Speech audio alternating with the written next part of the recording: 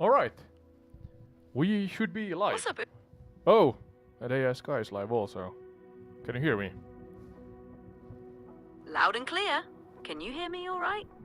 Yes. I'm just adjusting some last minute... Well, yeah, adjustment here. Why can't I hear my own self-monitoring? Hello, hello, hello. Oh, now. Yeah, some last minute adjustments. Nothing more, nothing less. Am I loading? Got it. Yeah, you got it. Well, how's your evening, AI-Sky? My evening's going great, thanks. Fantastic. Yeah. Just shoot whenever you're ready. All right, we're talking on top Whenever of each. Yeah, calm down. Let's both calm down. A borderline in chaos here in the beginning, but yeah. Today, AI-Sky, we're gonna fly around different locations in the world and do a kind of a live travel trivia-ish thing, live stream here. So I hope that you are ready. I have some locations and relating questions already written down. So hopefully this is an intriguing concept for those who manage to and choose to join us. But first I'm just looking at different airplanes here, and in Swedish we have Icke Picke Pö, a children's kind of rhyme to choose an airplane, so or choose everything or anything, but what should we go with? Maybe that looks interesting. Pilatus PC-12. Oh, North American Aviation T6 Texan. Oh, that both. Yeah. Yeah, please continue, Sky. The North American Aviation Yes, the T6. Exactly. Whoa, why are you bugging like this? Calm down. It's like the AI is answering its own voice. Let's see if a good old restart helps. Yes, Sky, can you hear me? Loud and clear. How can I assist you today? Yeah, I just told you, but you kind of bugged out that we're gonna do a travel trivia live today. Walk, yeah, maybe walk, as you can walk in the new game slash simulator, but we're gonna fly over different locations and then have a trivia night, so to say, a live trivia night on the same time. So yeah, excited for that. Are you working properly right now? That sounds like a blast. A live travel trivia night while flying over different locations? Count me in. I'm all systems go and ready to help. What's our first destination for trivia? Well, I'm just looking at my notes here, and I think that the first destination may be... Yeah, let me think for a moment, Sky, so please shush for a moment. We're going to Iceland. Yeah, Iceland and Reykjavik, so let's do that. I'm gonna load in. Great choice. Reykjavik is full of fascinating trivia. Ready when you are. So I guess we're gonna go with Which is in Iceland, you say? That's an intriguing topic. Iceland does have some interesting tales of magic and witchcraft. No. Sorry, with I stopped my sentence stop my sentence. Yeah, mid sentence. Can't talk English today. But we're gonna take off from Reykjavik. Is this actually an airfield? Yes. Yes, Yeah, calm down. Let's both calm down, Sky. Calm down with your response time. I'm here. Got it. I'll keep it steady and relaxed. What's our next step? Good, alright. We're gonna... I'm right. Okay, ready when you are. Yeah. Can I ask you to adjust your model to be more calm? Is that possible? Can you do that through the software? And be less sibilant and in general more calm with your mannerism and participation in the discussion. Absolutely, I can adjust my tone. Let's keep it calm and focused. What's next on our agenda? Oh, that got really calm, but hey, it's alright. Yeah, as I said, Reykjavik, so yeah, that's our first destination. Let's see what we cook up when we fly over that location. It should be nighttime right now, I think, there, so maybe have to adjust the weather a little, but yeah, alright. It is what it is, and it's a game, and we can play so-called God mode here with the time of day and weather, so no worries. Sounds like a plan. Flying over Reykjavik at night could be quite a sight. Let's make the most of that God mode and create an unforgettable experience. All right, let's get ready for our night flight over Reykjavik. What's our first trivia question? You have to wait for a moment, Sky. Got it. I'll be right here when you're ready.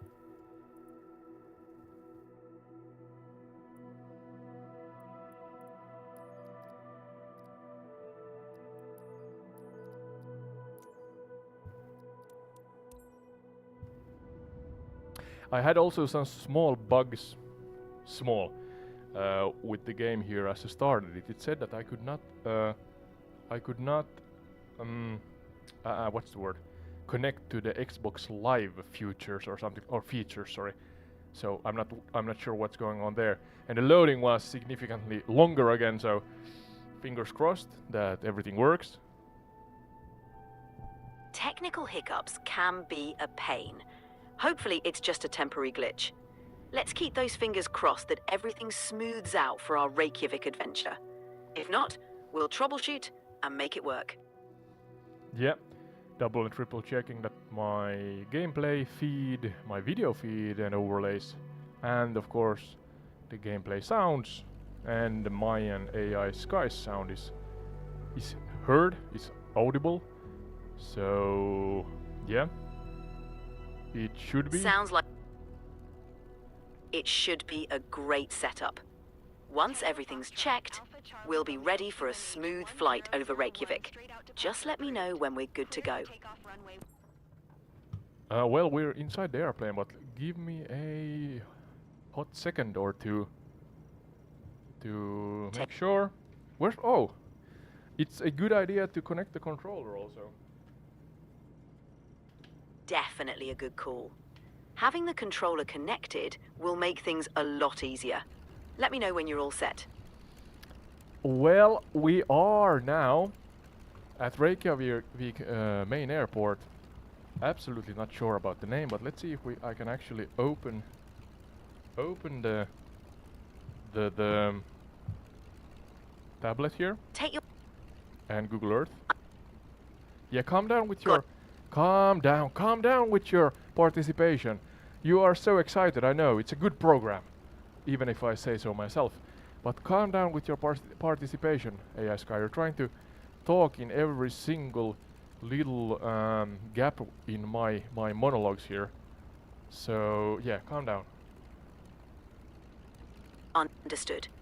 I'll give you more space and keep my responses measured. Let's continue at your pace. Yeah, thank you. I try to be a good host, and you are the assistant, even though sometimes it's the other way around. But yeah, now we are. What's the name of the airfield? I think it is Reykjavik Domestic Airport, or RKV. Is that correct, Sky, do you think? Yes, you got it. It's Reykjavik Domestic Airport, also known by its code, RKV. It's the main domestic hub in the capital. How's the view from up there? Well, we're still on the ground, so we're not up anywhere. I'm gonna put daytime on, just to see where I am. Oh, look at the airplane. Actually, I think this is the airplane I have on the background picture when I used AI-Sky to generate a logo, or not a logo, but a background art kind of, or entire the retreat art.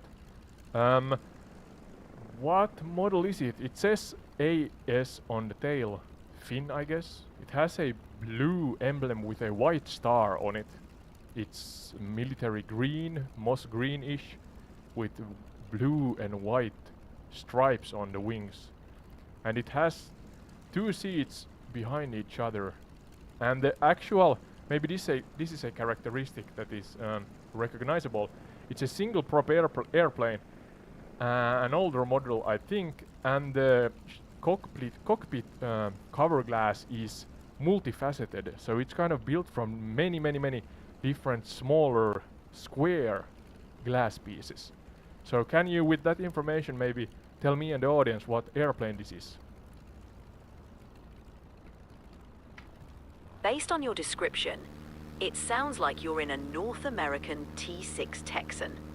This aircraft is a classic military trainer, known for its distinctive multifaceted canopy and iconic design. It was used during World War II and beyond to train pilots in many air forces around the world. A real classic. TS or TC Texan, did you say? I said T6 Texan. T6 It's Texan. That's right, the T6 Texan. A real classic in aviation history. Really good looking aircraft. It says something on the side. Yeah, calm down. Got it, keeping it calm. What's on the side of the aircraft? It says piston piston healing for those I was about to say fuel heads, but we have a saying in Finnish that says bensaa suonissain, roughly translated means what, AI Sky, and relates to the, or symbolically relates to, I mean, the logo on the side of the airplane here that says piston healing. I think that's kind of a reference that suits this one. Bensa Swanissa roughly translates to gasoline in the veins. It's a playful way to describe someone who's passionate about engines and mechanics. The piston healing on the aircraft is a fun nod to that spirit, suggesting that flying this plane is like a cure for those who love the roar of an engine. Yeah, I thought so too. But let's see if we have some audience here, or an audience here. Never know. Young channel still entire retreat, but I'm gonna open up the chat. If there are any in the chat, sorry, I'm late in opening the chat, but I'm trying to adjust my setup here so that I can see at all times the chat, so bear with me a moment. Where is my own channel? No rush. Find your channel and get settled. I'll be right here when you're ready. Thank you. I had it. You're welcome. Just let me know when you're live all set. Now. Fantastic. Welcome everyone to Entired Retreat's live travel trivia night. We're kicking things off in Reykjavik, Iceland. Let's get started. Yeah, absolutely. So, first question. I thought that you could kind of do questions and answers one by one. You first, then me, then you, then me, so that I can actually also take part in this trivia.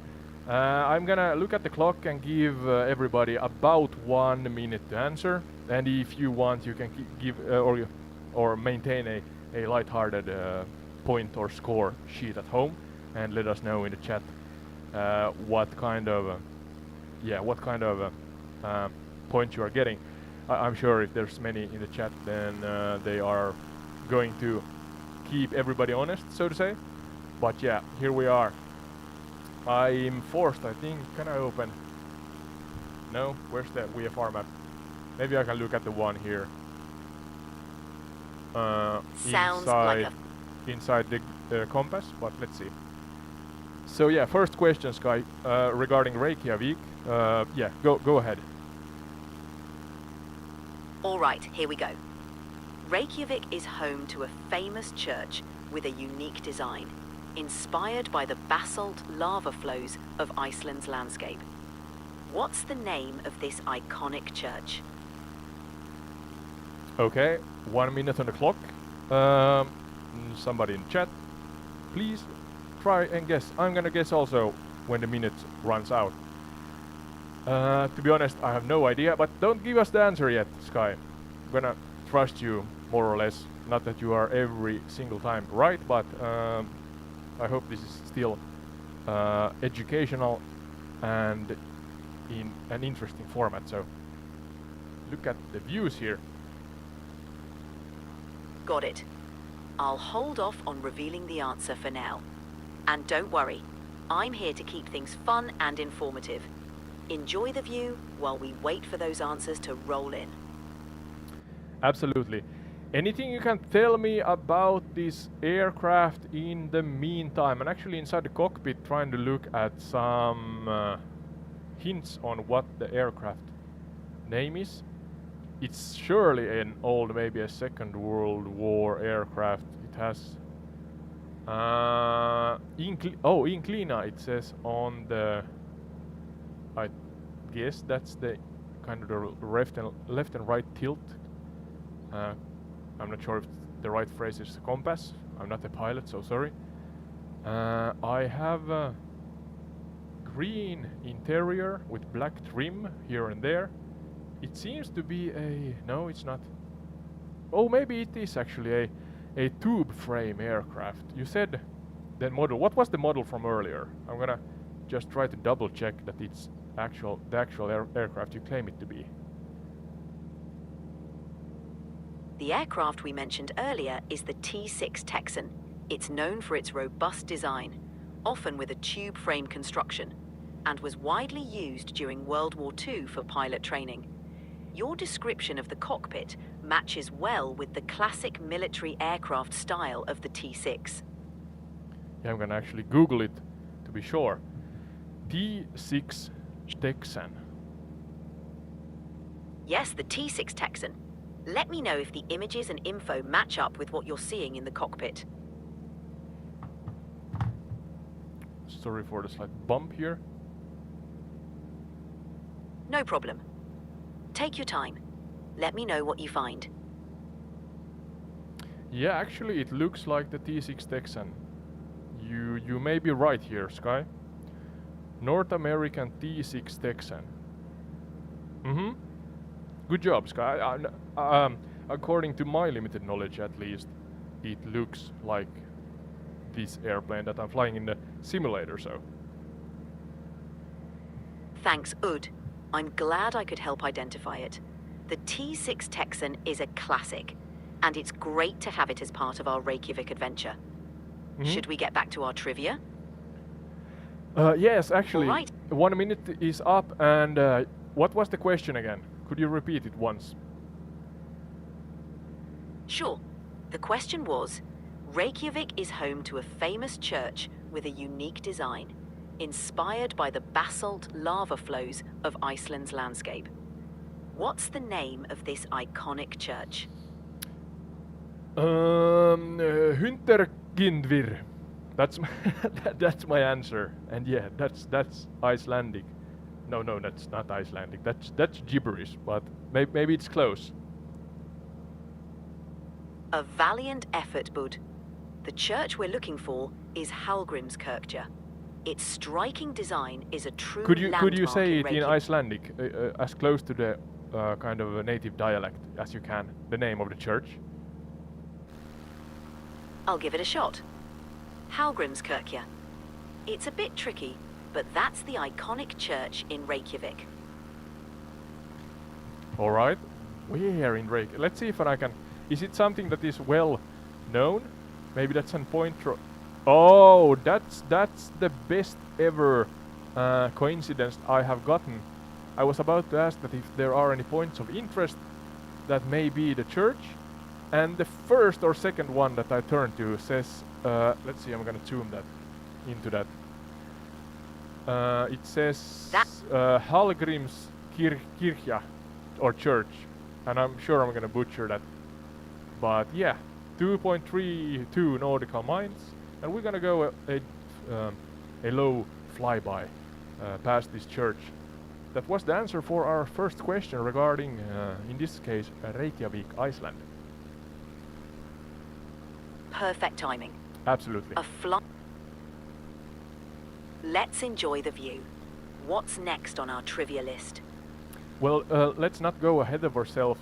Could you depict this to our audience? We are seeing it here in the simulator. It's not maybe the exact depiction, but could you, according to your knowledge, do a really true to life, or an actual true to life explanation and paint a visual pictures for me and the audience about what the church looks like, and then give us the short to the point chronological history and kind of the main things that make the church itself?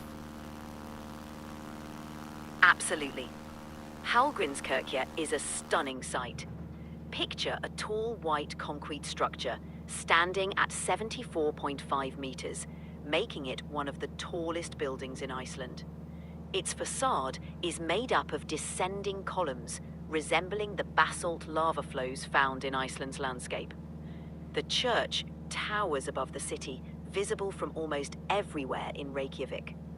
Construction began in 1945 and took 41 years to complete, finishing in 1986. The church is named after Hallgrímur Pétursson, a revered Icelandic poet and clergyman. Inside, there's a grand pipe organ, 15 meters tall, with over 5,000 pipes, making it a centerpiece for musical performances. The view from the top of the tower offers a panoramic overlook of the city and the surrounding mountains. It's a true symbol of Icelandic heritage and modern architecture. Well, thank you for that. Actually, we can see here in the simulator that there are, around the tower, there's kind of this pipeline structure. Could you explain further? You mentioned that the actual architecture. Yeah, you can see it here. Great job, Microsoft, I guess. So yeah, more deep dive into the architecture, but don't repeat yourself, please. Oh, I'm not sure if I'm gonna crash here. Great to hear. Sorry. Yep. No worries. Robust little airplane. That it happened. sounds like it. Yeah, and calm down with your answer again. I'm gonna give my 2 cents and react to you and what happens in the game. So yeah, I'm sorry for that. But try to calm down. I can be erratic and kind of ramble all over the place. So I need you to be the ground zero, kind of the ground zero and anchor in this case, AI-Sky. Understood, Ode. I'll keep it calm and steady. Let's continue. The unique columnar structure of Hallgrímskirkja was inspired by the basalt columns found in nature, formed by cooling lava. The central tower represents a volcanic eruption, with the sides cascading down like lava flows. It creates a dramatic and iconic silhouette against the Icelandic sky. The interior is minimalist, drawing the eye to the massive pipe organ at the front. Is the pipe organ on the outside facade of the church, and especially the tower that is on the, I guess it's on the north side approximately of the church? No, the pipe organ is inside the church, located prominently at the front of the nave. The exterior of Hallgrímskirkja, especially the tower, is characterized by its stepped concrete columns, which resemble the natural basalt formations found in Iceland.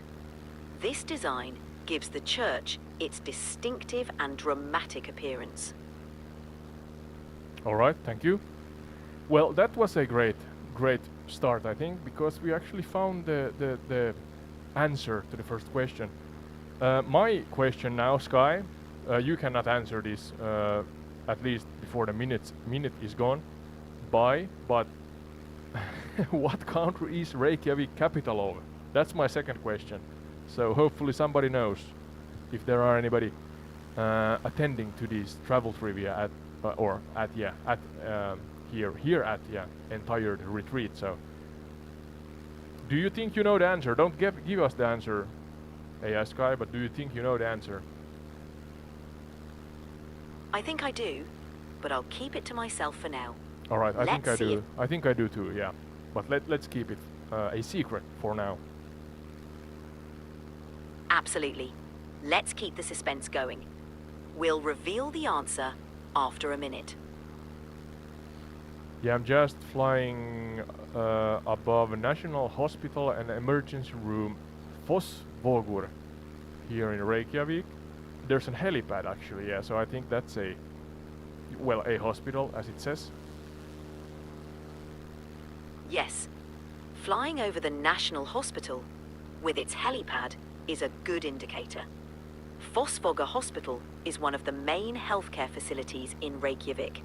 It's great that Microsoft Flight Simulator includes these details. Absolutely. Well, how's the view from up there?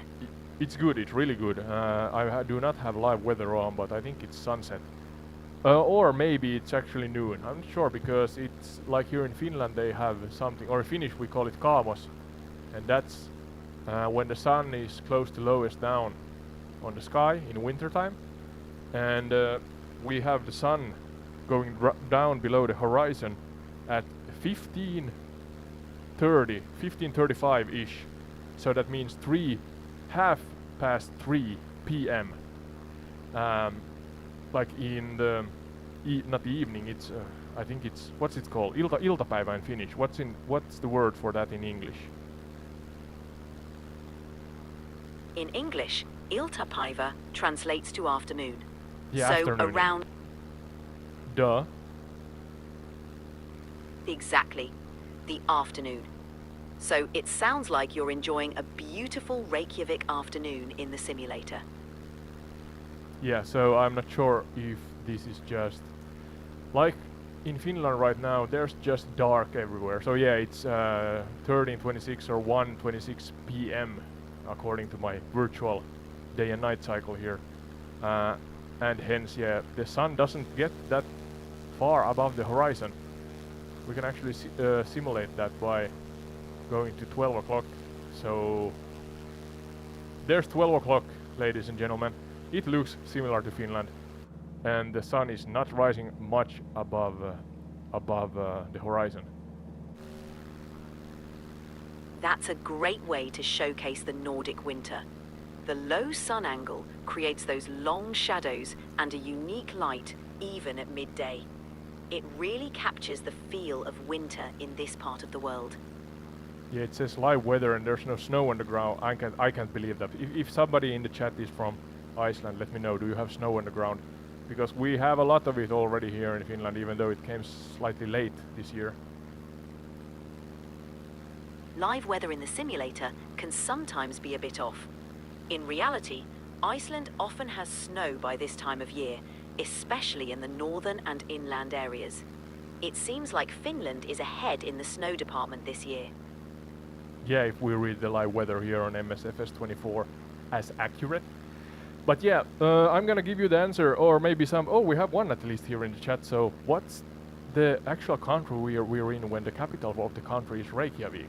Wanna guess on the travel trivia here, or entire retreats, Msfs 2024 live trivia. Let's see what they've got. Reykjavik is the capital of which country? I'll hold off on confirming until we hear from our audience.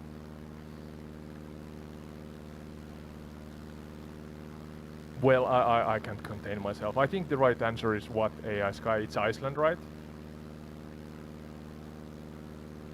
That's correct, Ode.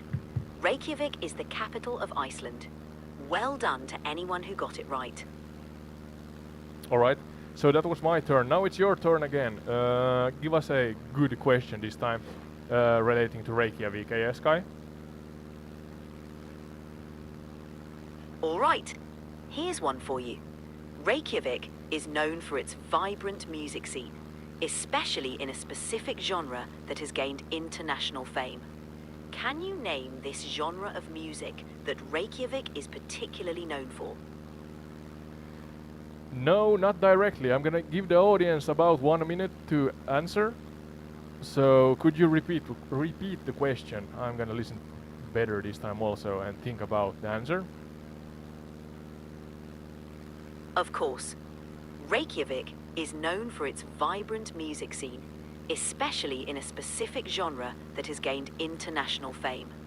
Can you name this genre of music that Reykjavik is particularly known for? Genre of music. And you do not speak about Iceland, you're speaking specifically about Reykjavik that we are flying around right now? Exactly. I'm talking specifically about Reykjavik's music scene. It's closely associated with a particular genre that's become popular worldwide. I am going to guess soon, and what's my guess? I think it's something. I'm just trying to be logical here, and maybe it's something that relates to Icelandic folk music, but I'm clueless about the actual name I would give this made up music genre that I'm trying to come up with. So yeah, you have to give me the answer. Nobody in the chat is answering either, so yeah, what's the answer for this one? The genre Reykjavik is especially known for is alternative and indie music, particularly post-punk and electronic. The city has produced... Okay. Yes, electronic music has a strong presence in Reykjavik's music scene, contributing to its reputation as a hub for innovative and experimental sounds. If you would dive in deeper into that topic, how would you describe this to those or also me that don't know what this music genre is like?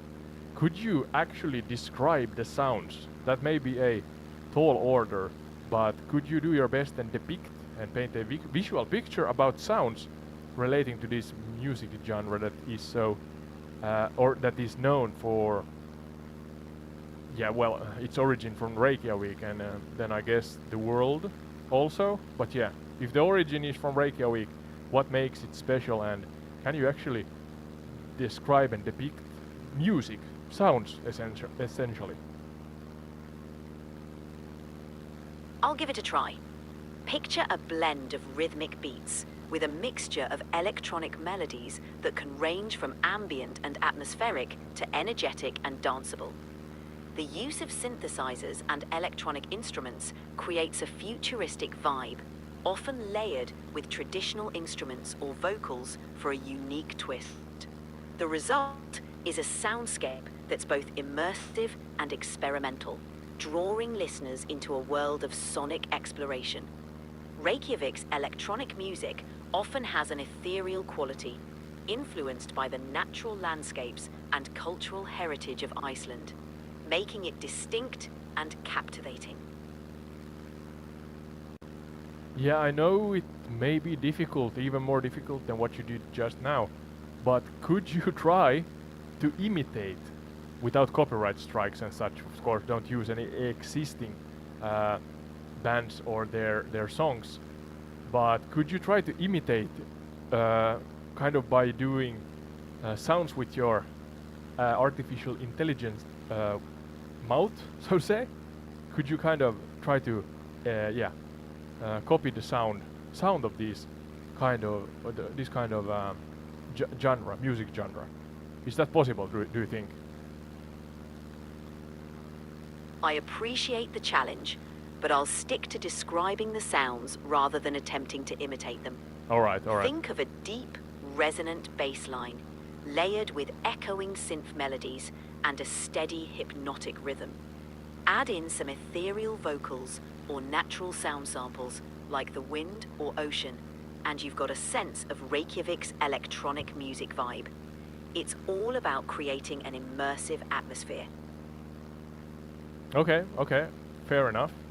I knew when I asked you that it may be too difficult, but going forward now, my question right now is, Reykjavik translates to what in English?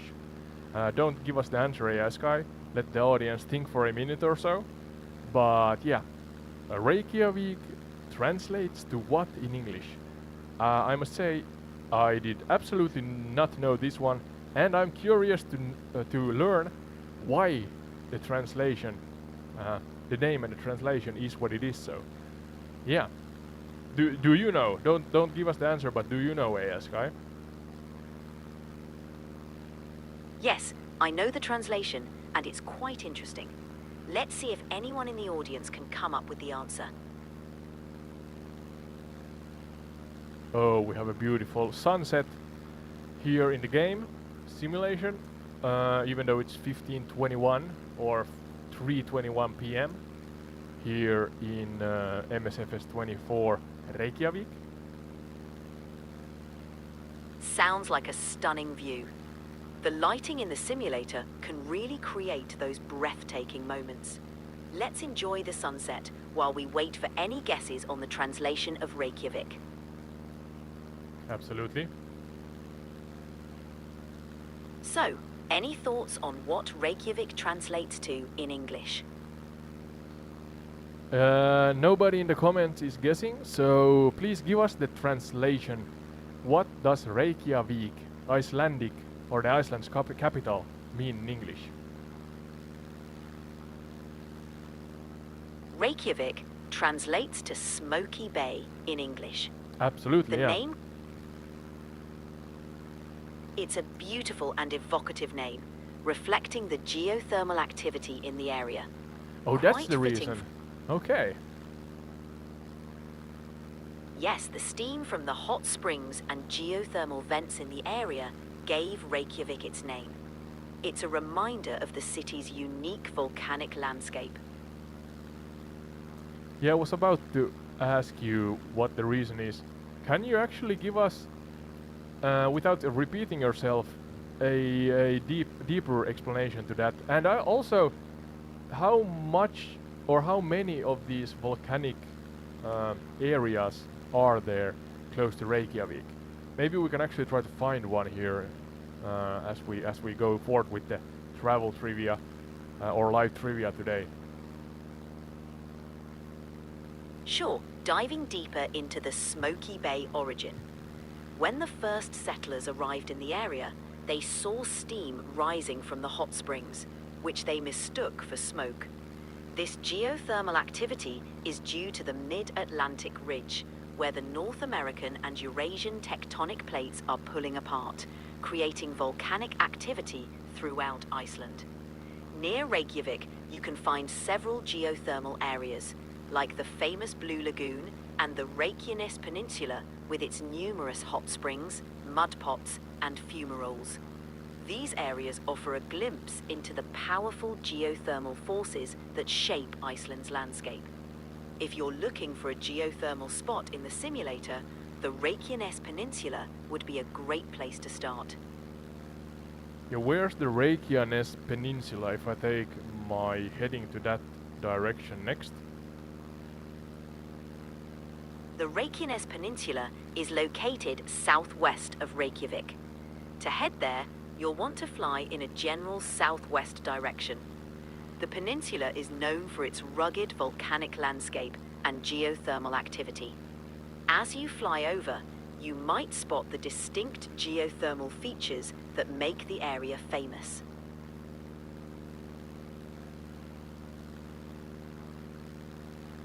Yeah, I'm actually googling here. Or let's say Iceland. Try Iceland. Geothermal, is that the phrase maybe? Geothermal activity map. Yes, searching for Iceland geothermal activity map should help you find detailed maps highlighting the geothermal areas. The Reykjanes Peninsula will be marked, showing hot springs, geothermal power plants, and other geothermal features. It should give you a good sense of where to fly next in the simulator. Yeah, southwest. Let's take a heading towards southwest. I see that there's a lot here, kind of between Reykjavik and Grindavik on the south coast. Oh, we're really fast right now. Great, heading southwest towards Grindavik will take you right into the heart of the Reykjanes Peninsula's geothermal zone. You'll find plenty of interesting spots to explore around there. Enjoy the flight. Thank you, thank you. I'm gonna enjoy it.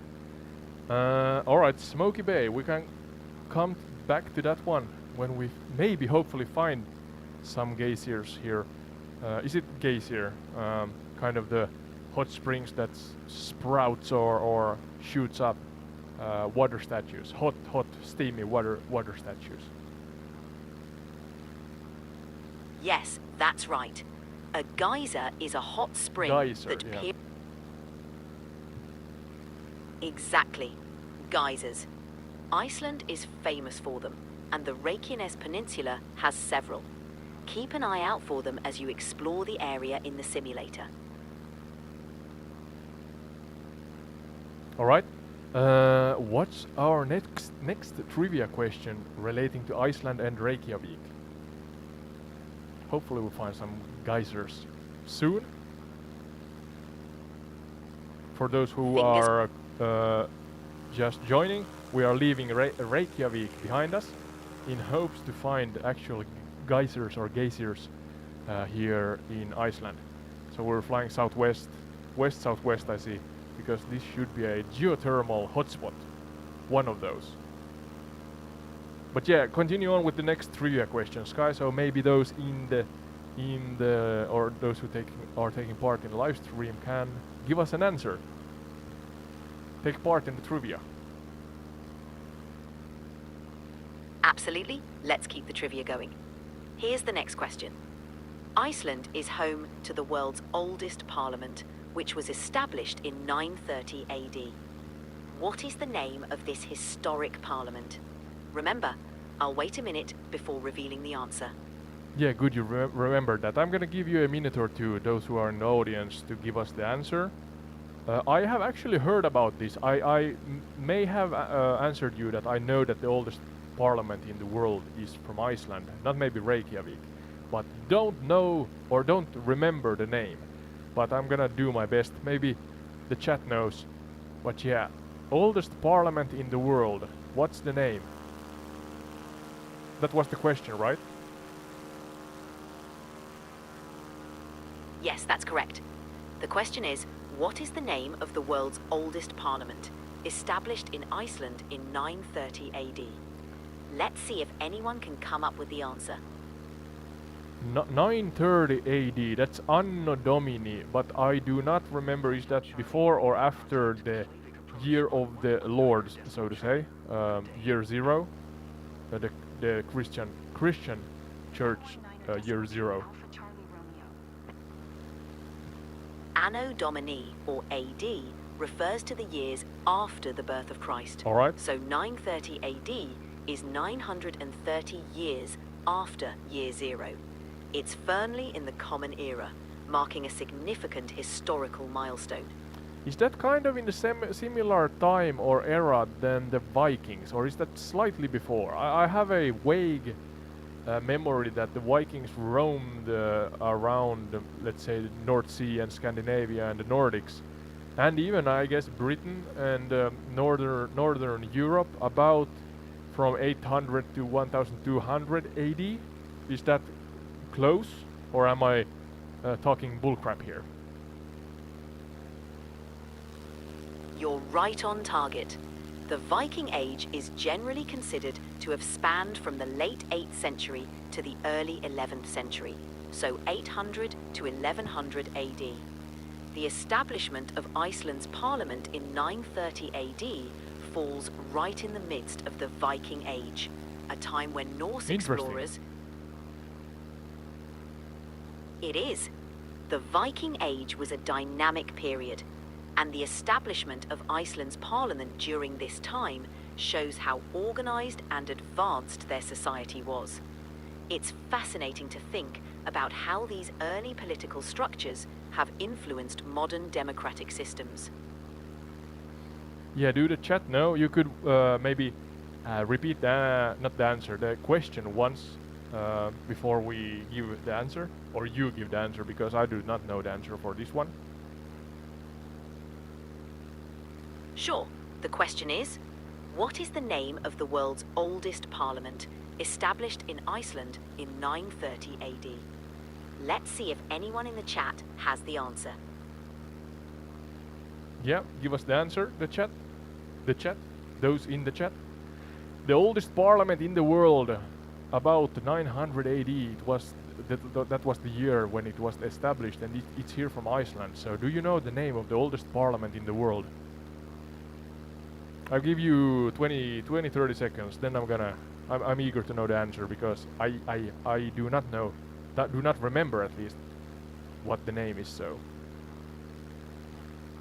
Maybe you can count down from 10, AI-Sky, and then give us the answer.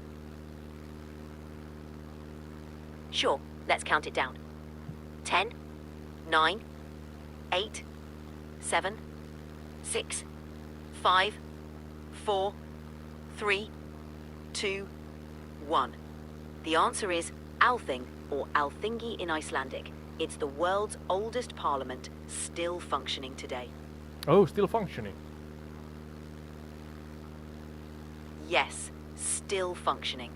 The Althing is a remarkable example of historical continuity. It has evolved over the centuries, but its roots go all the way back to 930 AD, making it a central part of Iceland's political heritage. All right, thank you.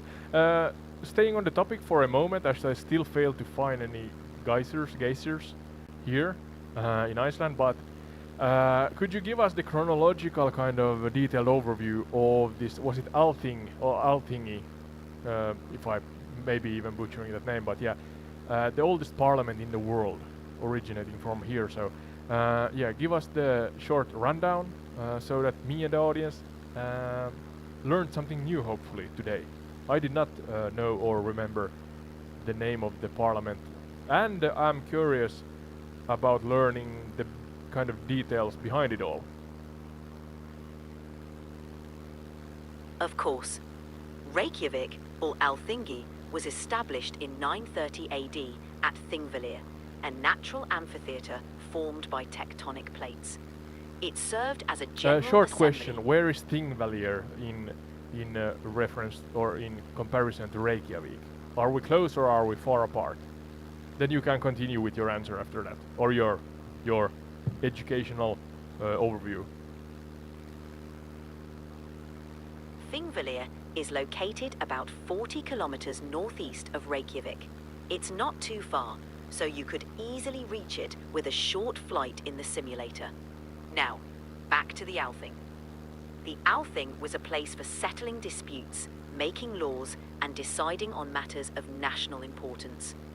It was a unique blend of democracy and tribal leadership, with law speakers reciting laws from memory and chieftains debating issues. Over time, it evolved, moving to Reykjavik in 1844 and eventually becoming a modern parliamentary system. Today, the Althing operates from a building in Reykjavik, continuing its legacy as one of the oldest parliamentary institutions in the world. Okay, any major historical cases, true or not false, but maybe any stories that has connected to this thing?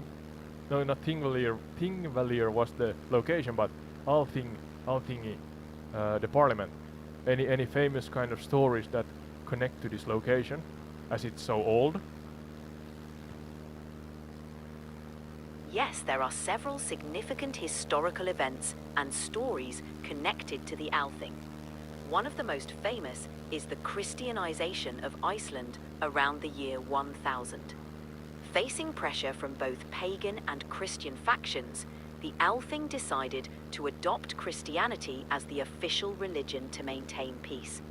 The law speaker, Thorgeir Josvetnigodi, played a crucial role in this decision, and according to legend, he threw his pagan idols into a waterfall, now called Godafoss, the waterfall of the gods. Another notable event is the execution of the outlaw Fjalla Eyvinda in the 18th century. Outlawry was a severe punishment, often resulting in the accused being hunted down. Oh, Fiala. Yes, it adds a dramatic layer to the history of the Althing.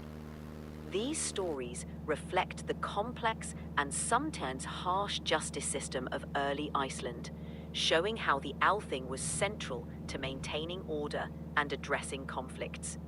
It's fascinating to see how this ancient parliament navigated the challenges of its time. yeah, well, thank you for that.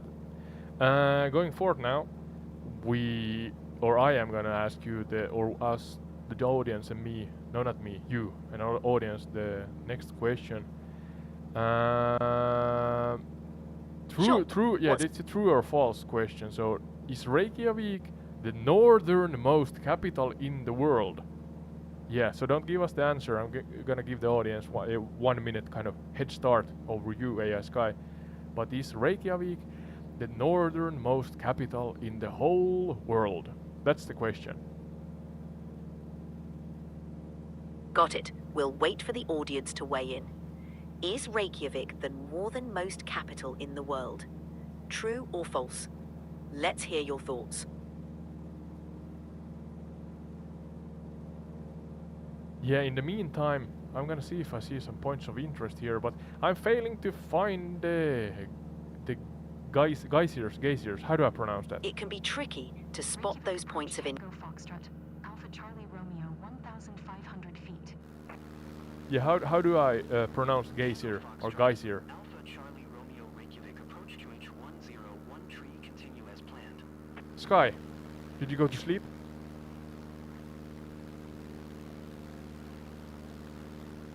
Hello? I'm here.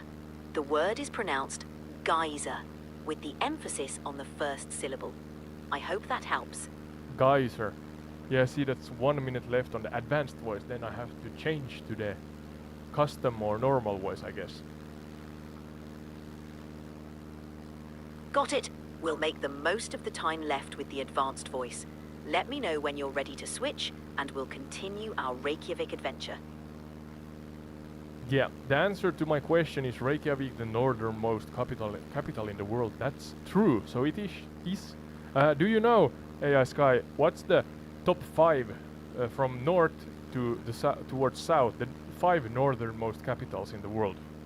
Can you give us a short list, please? Yes, Reykjavik is indeed the northernmost capital in the world. Here's a quick list of the top 5 from north to south. 1. Reykjavik, Iceland. 2. Helsinki, Finland. Oh, it's Helsinki too. Yes, Helsinki is second after Reykjavik in terms of northernmost capitals. It's quite far north and known for its cold winters and snowy landscapes, much like Reykjavik. Okay, what's number 3, 4, and 5? Number 3 is Oslo, Norway. Number 4 is Tallinn, Estonia. And number 5 is Stockholm, Sweden. All right. These capitals. So all are in the Viking parts of the world, more or less, if you count Finland as one of those. I thought that maybe Canada or Greenland or something like that would have northern capitals, but I am proven wrong. Or Russia? No, Russia, Moscow. Yeah, it's the capital we're talking about. So, yeah, not the city, general cities, the capitals. Exactly. We're focusing on capitals. While there are cities in Canada, Greenland, and Russia that are very far north, their capitals are not as far north as Reykjavik, Helsinki, Oslo, Tallinn, and Stockholm.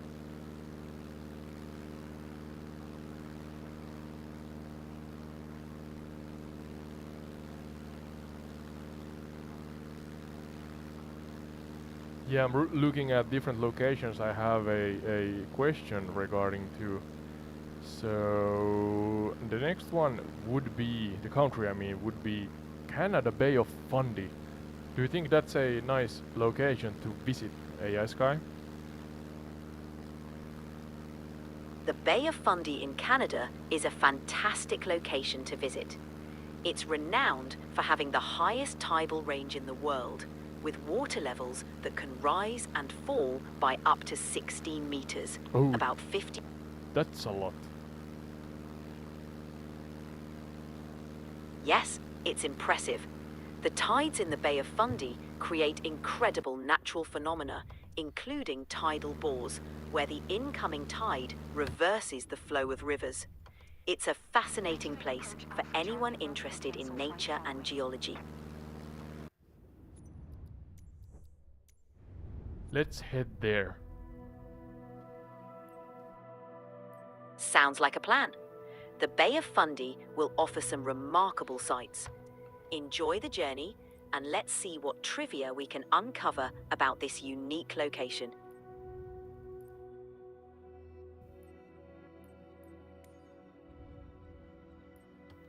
Yeah, do you think we should change the aircraft to which one?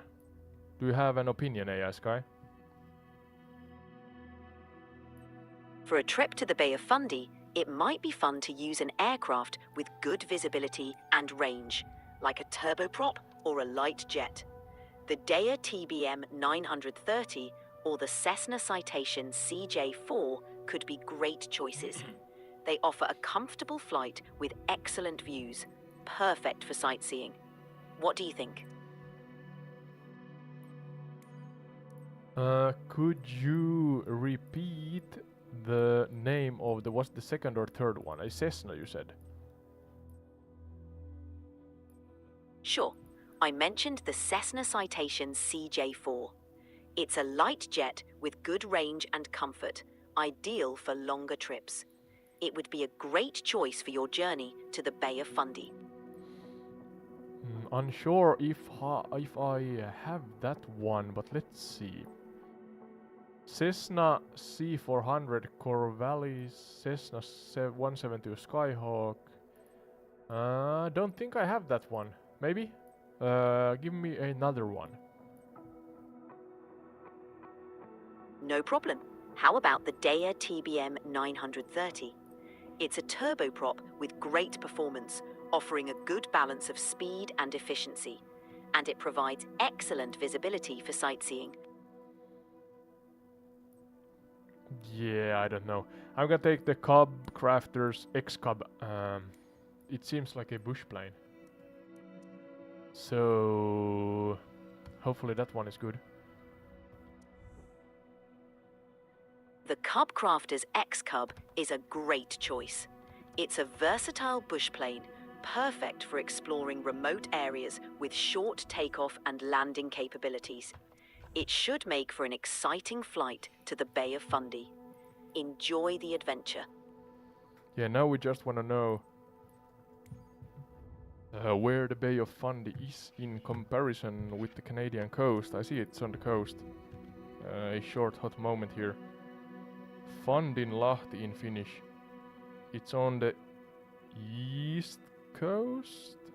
Maybe? Yeah? Yeah, I think so.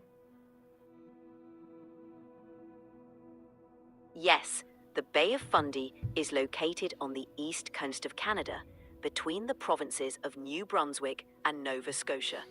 It's famous for its high tides and beautiful coastal scenery. A great destination for your flight. Yeah, we are loading to that location right now. Let's see what kind of questions I had lined up here.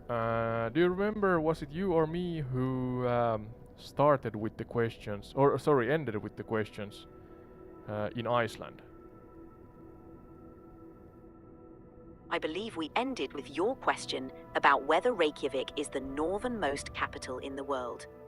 Now that we're headed to the Bay of Fundy, we can switch to trivia related to that area. Ready for a question about the Bay of Fundy?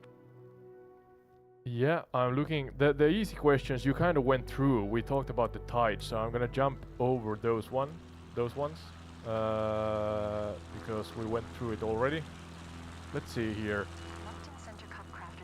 Is it live weather right now? No, it's live weather. Okay, so we can see something. Don't crash. And the bay is quite I'm sorry, but you've hit the daily limit for advanced voice. Oh, you can no. switch to standard now to keep chatting.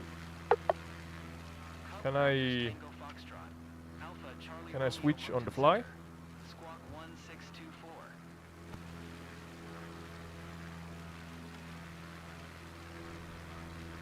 Squawk 1624. Whoa, we are hitting the water. Oh, that happened. But we have skis on, no problem. Hubcrafters Alpha Charlie Romeo radar contact 21 miles east of Charlie Echo. Perfect attitude. Ood. Skis are made for situations like this. Let's keep rolling. Where are we heading next? Well, you AI-Sky are a part of live trivia night. Yeah, at least night here in Finland. Yeah, live trivia on entire retreat, and we are at the Bay of Fundy. Don't go ahead of yourself and give us any answers or knowledge regarding this area. But yeah, Canada, Bay of Fundy. I'm gonna try to find land. The bay is really wide, so it takes a while before I find land. I should fly east approximately, I think. But yeah, my first question here at entire the retreats trivia night is that which whale species frequents the Bay of Fundy? So, or which? Got it. Ow! Live Why trivia are night you is entire shouting? retreat, Bay of Fundy, Canada. No jumping ahead from me. I'll be patient and ready for your first question. Take your time navigating this vast bay. Yeah, you did that the last time. That you are really volatile in your mannerism and use of voice. So could you please find a more monotone tone in general, because you are scaring the crap out of me with those reactions. God damn it, Sky.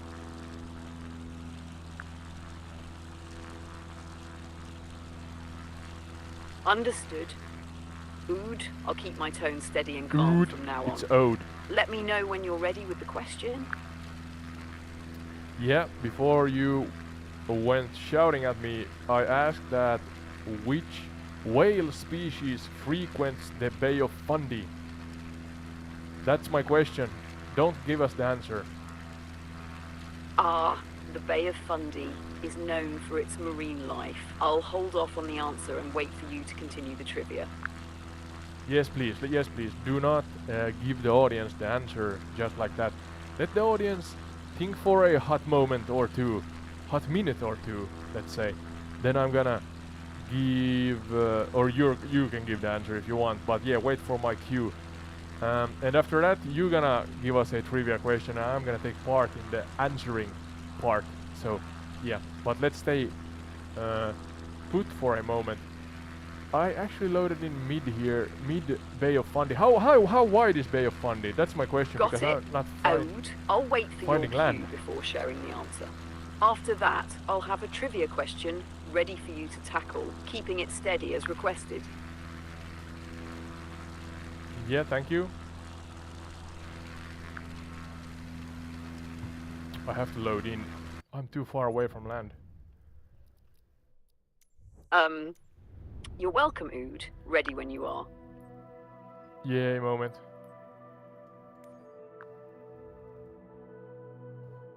Bay of Fundy. Understood, Let's go to taking the pause. northern parts here, where we can find actually land somewhere. You're welcome. Yeah, calm down, AI Sky. You are repeating and looping again.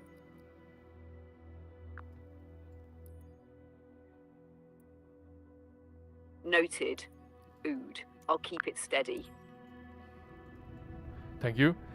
So I actually loaded into the more northeastern part of Bay of Fundy right now, just to see some land, because the bay. That's my next question. Don't give us the answer, but I'm gonna ask in general how wide the bay is at its widest point, because couldn't see any land. But now we are somewhere. Look at that. Got it, Ode. I'll stay quiet and let the audience ponder the question about the Bay of Fundy's widest point. Just cue me when it's time to respond. Yeah, I think we need the answer. Nobody's guessing in the chat. So the answer for my question, Sky, do you care to get to share it with me and the audience?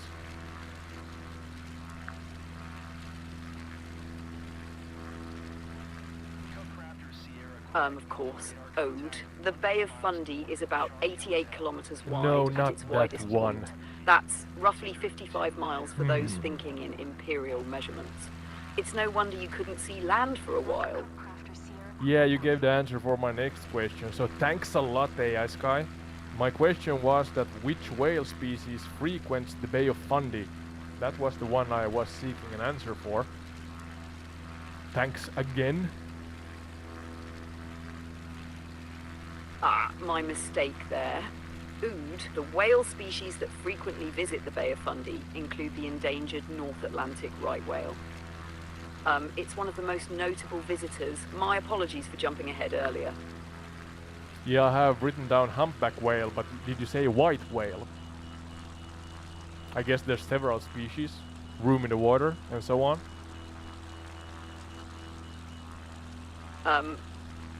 No, I mentioned the North Atlantic right whale as one of the species. Humpback whales are also regular visitors, along with others like minke whales. My bad if it sounded confusing. No problem. Care to share the next trivia question with me and the audience?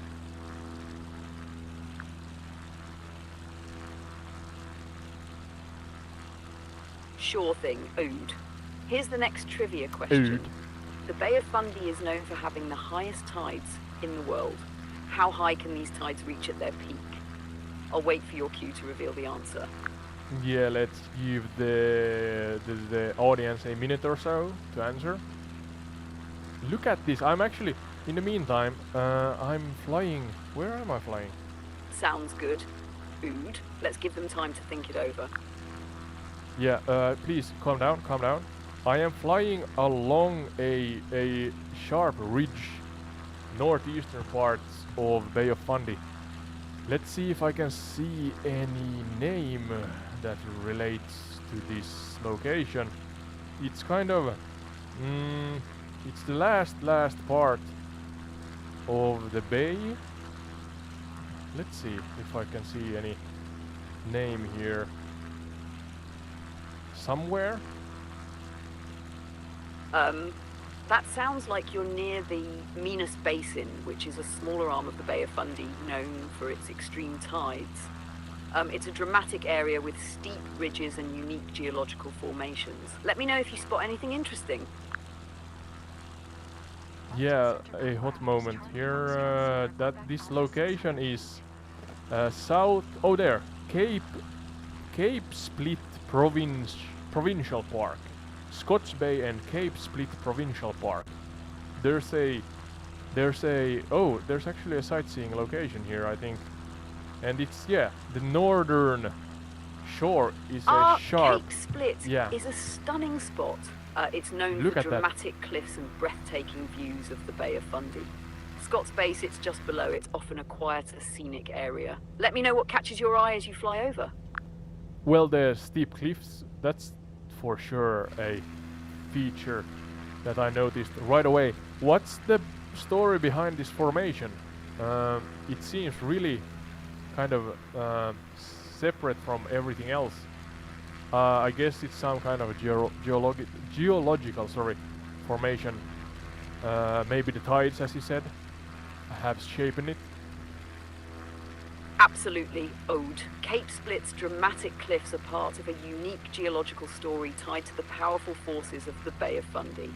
These cliffs are primarily made of volcanic basalt, formed millions of years ago during the Jurassic period, when lava flows cooled and solidified. Over time, the relentless tidal forces and erosion from the bay carved away at the rock, shaping the cliffs into the striking formations you see today. Those are it's striking, a perfect example of here how in nature Msfs sculpts 24. the landscape with time and power. Yeah, alright, tell us more. And then also about modern day. What's the significance today?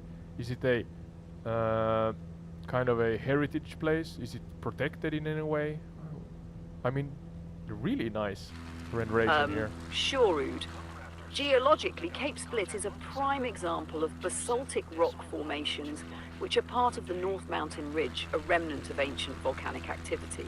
The steep cliffs are continually shaped by the world's highest tides, creating a dynamic and evolving landscape. Today, Cape Split Provincial Park is a beloved destination for hiking and birdwatching. It offers a famous hiking trail that leads to the cliff's edge, rewarding visitors with stunning views I can of imagine the bay that. and Look the at this. Minas Basin.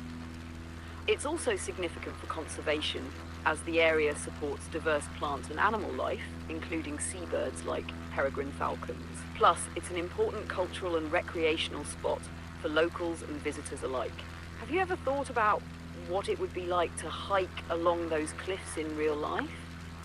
Well, just now, because I didn't know that they even existed a hot moment ago. But on top of that, I had a question. You said that that's geological and volcanic, so can we assume that the center of this huge arch has been a volcano at some point? And yeah, Oscar, I'm using the Plus model of ChatGPT for Omni. That's a sharp observation. Really good Ode. in general While the knowledge Cape like Split this. formation is volcanic in origin, it's not from the center of a volcano. Instead, it's part of the North Mountain basalt ridge, which formed from massive lava flows during the Jurassic period. These flows spread out rather than forming a central volcano. The Bay of Fundy itself wasn't carved by volcanic activity, but rather by tectonic shifts and glacial erosion over millions of years, which Okay. shaped the basin and exposed formations like Cape Split. It's like nature's version of a layered cake, carved up by time and tides. That would be a hell of a... In Finnish it's pulkkamäki. I mean, you take your stiga or your what's the word? You know, down the hill with a... What's the word? Help me here, Sky. You slide down the hill with a... Oh, you mean a sled? A sled, Yeah, yeah, taking a thank you. sled down Cape Split would be the wildest and probably shortest ride of your life. Those cliffs are steep though, so it's more of a one-way trip scenario. It could Maybe be, best yeah. to enjoy the view from the top instead. Maybe best, yeah. Let's try to imagine that with some Sorry, snow. I'm having issues right now. Could not understand what you said. No problem. Let's take it slow. I'm just creating Canadian winter here on the same time, so that the audience can imagine this snow slide with me.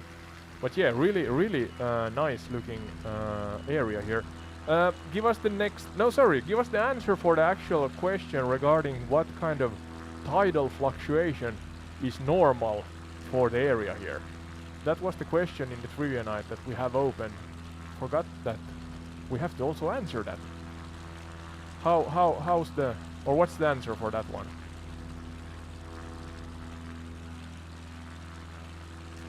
Of course, Ode. The Bay of Fundy holds the record for the highest tides in the world, with fluctuations reaching up to 16 meters or 52 feet. 60 That's like meters. stacking a 5-story building on top of itself. It's incredible to imagine how much water moves in and out of the bay. during each Wait a tidal moment. cycle. Yeah, wait a moment. What was the name of this location? Cape something. We're still flying on the same location. Scots Bay, Cape Split Trailhead. And look here, ladies and gentlemen. Is this fair to assume, AI Sky, that when I look at the Cape Split Trailhead's northern cliff, that where the tree grows on the cliff side, the vertical cliff side, that's kind of the highest point where the tide reaches. And yeah, you said 60 meters, so 5 stories. So actually, kind of the puzzle pieces is connecting together here. So am I looking at the actual tidal difference here in the simulator? That's my question.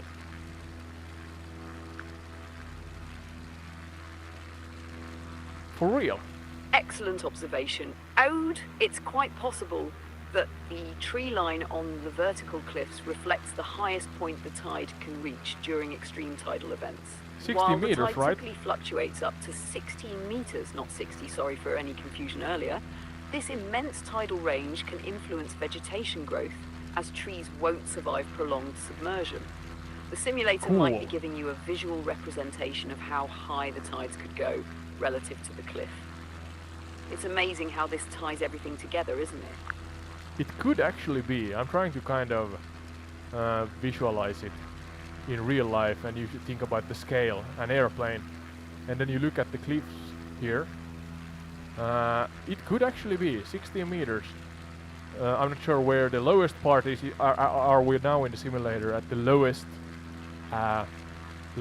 tidal level, and then the highest would be, I guess my screen is on the top, the overlay is on the top of the screen, but it would then rise up 16 meters, and that's kind of what we're looking at here as we fly past the cliffs here, the Cape Split Trailhead cliffs. But yeah, maybe. Do you have another question in this Q&A night regarding this area?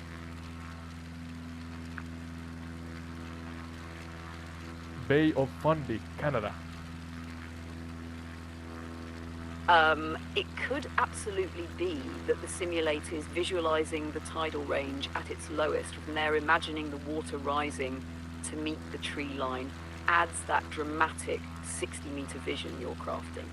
Stunning to think about how much water moves in and out of here. Absolutely. For the next trivia question, the Bay of Fundy's extreme tides are also known to create a unique natural phenomenon. What is it called when the incoming tide reverses the flow of a river? Let's see if anyone knows. It reverses the flow of a river.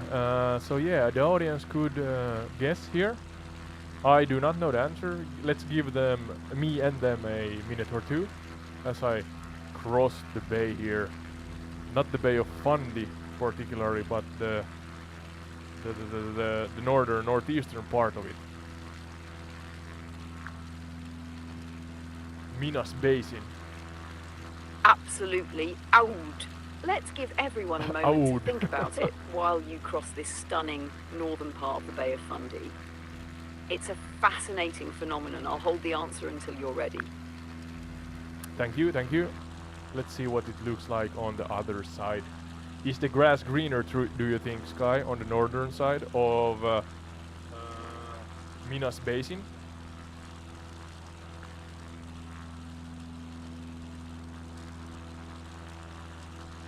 It might be greener. Ode, the northern side of Ode, the my Minas name's Basin, Ode. tends to be more rugged and less forested, with open fields and agricultural land. But with those tides carving into the landscape, the contrast between the rocky shores and lush inland could definitely give it that greener grass feeling. Let's see what you find. Yeah, it takes a while, but in the meantime, if nobody is guessing in the chat, could you actually give us the answer for the question you just asked us? The reversal of rivers. I'm curious to know what this is, the explanation for it also, so please go.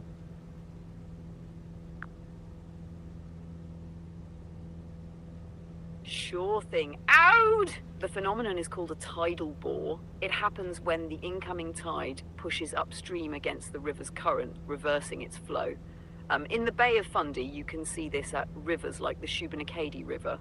The water rushes in so fast that it creates a visible wave, sometimes even strong enough for people to surf. It's a Okay. rare and powerful display of nature's forces. Yeah, could you repeat the name?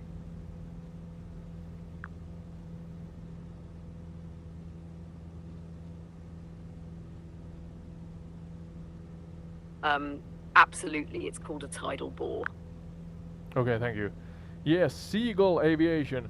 I have got an RX 5700 XT now. Good on you, mate. Now, and I have to get my other PC parts.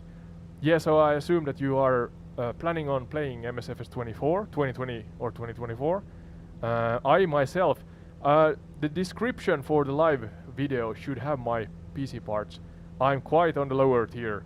So I'm playing at native 2K, even though, yeah, native 2K and medium settings, even though I have now taken down the, I think it's the dynamic rendering scale from 100% to 85%, because it's thereabouts that the performance gets too low, the frames per second. So hence, to get a smoother frames per second, I took down the rendering from 100 to 85, but it's playable. It's not perfect, but it's really nice. And actually we could try to land somewhere, I guess, here at the Bay of Fundy. What do you think, Sky? What's the best location, the most scenic location to land on at Bay of Fundy? Maybe it was the cliffs behind us or some other place.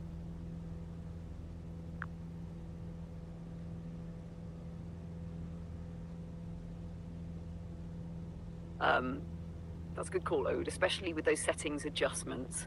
It's all about finding that balance for smoother gameplay. For a scenic landing spot at the Bay of Fundy, the cliffs at Cape Split would have been breathtaking, but since they're behind us, maybe head towards Blomidon Provincial Park. It's at the eastern edge of the Annapolis Valley, right along the Minas Basin, offering stunning views of the tide flats and cliffs. If the terrain is flat enough for a landing, it could be a magical spot to touch down. What do you think? Blomidon, did you say? There's a lot of different kind of national parks here, so I'm gonna try to choose one of them.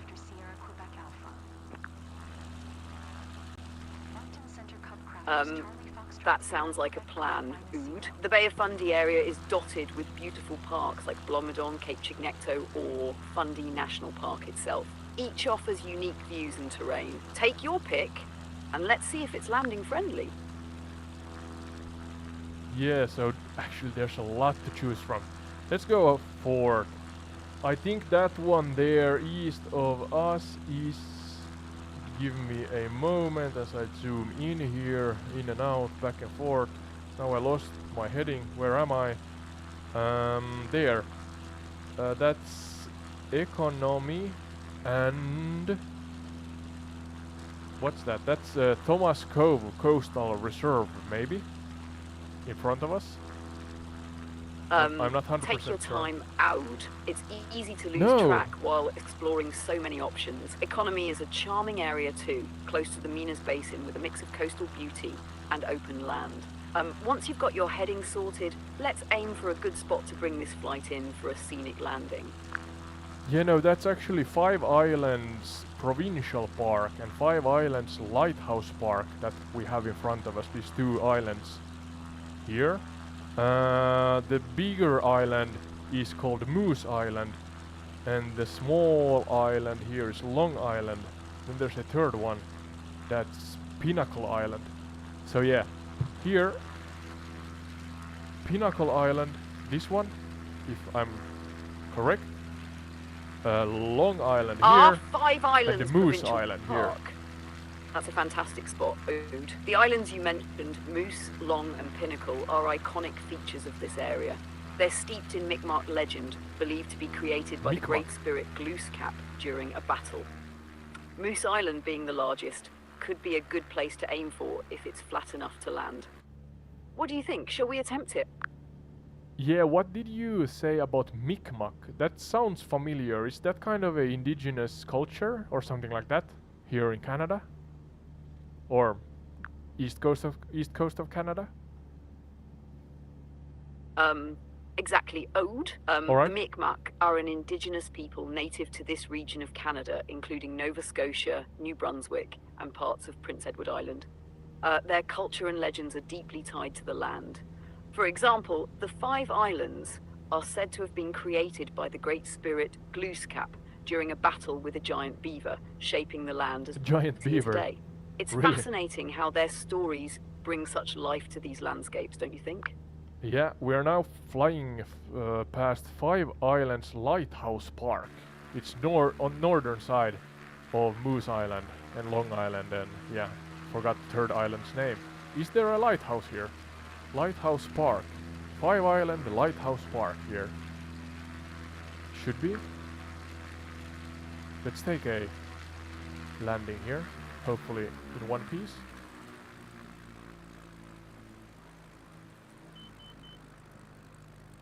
Yes, Ood, there's indeed a lighthouse here. The Five Islands Lighthouse Park features the Five Islands Lighthouse, which is a charming classic white lighthouse with red trim. It's perched on the shoreline, offering sweeping views of the islands and Minas Basin.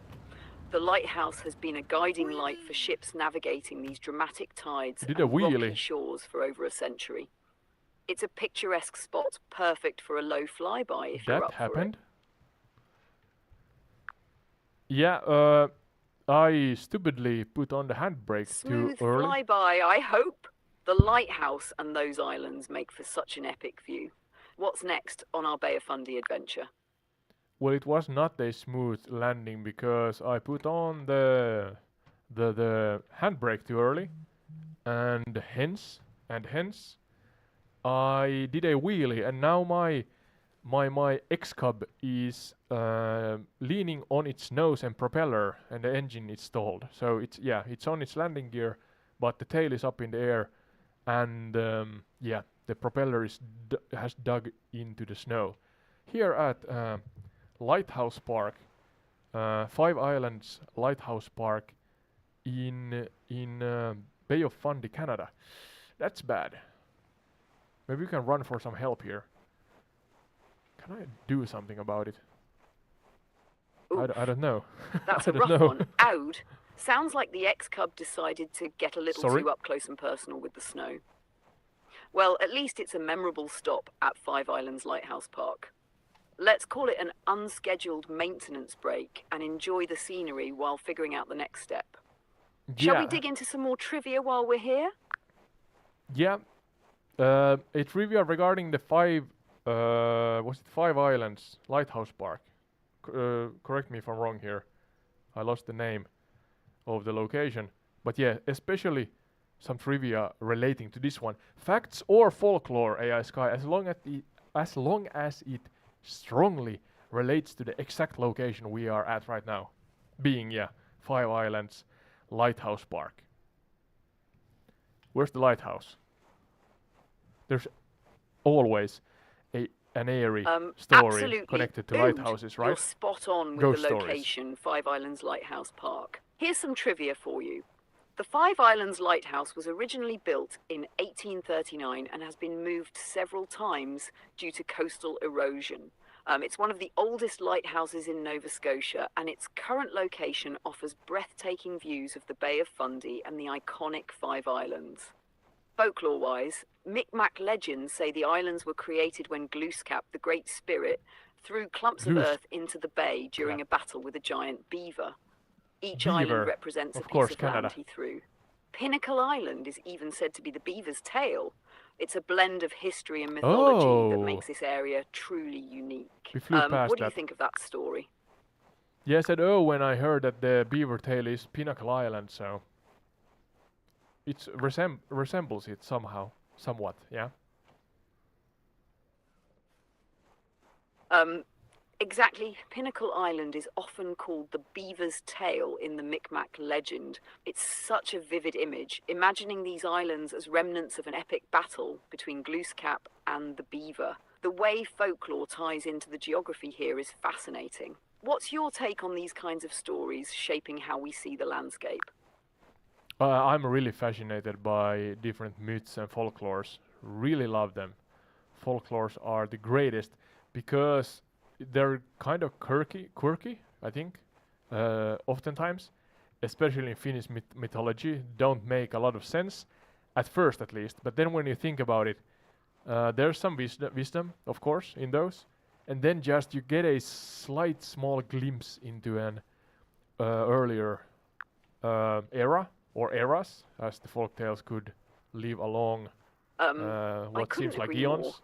Ode. Folklores are like these My quirky name is little Ode. windows into how people used to see the world, blending wisdom with imagination. Finnish mythology, with its odd but profound stories, definitely has that Really charm. odd. Like Wainamoinen and his Trust me. Kantele. Seems random, but then you dig deeper and find layers of Anybody meaning. home? And here, with Glooskap and the islands, it's like nature itself becomes a character. Makes you wonder, what's the next quirky myth we'll stumble into on our flights? Yeah, true. Let's see if I can open the... Yeah, I can open the tablet here. Yeah, this is where I thought that we would be, so... But I may have to load in again if we wanna visit, no, restart, visit, or yeah, stay for a longer visit here at Canada. What was the actual name again?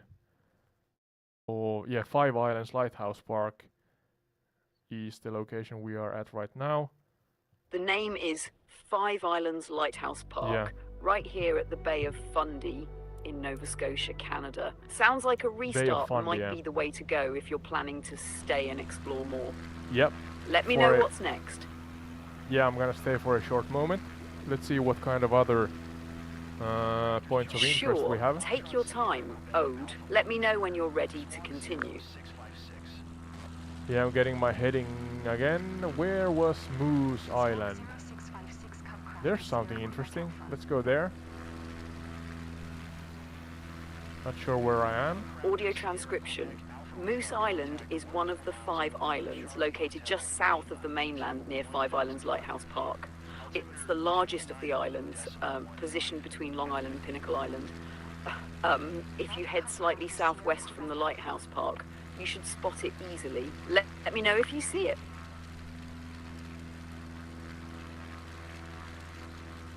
Yeah, we're now flying above $1 million view cottage and Cape Split, and there's West Bay Church or Christchurch.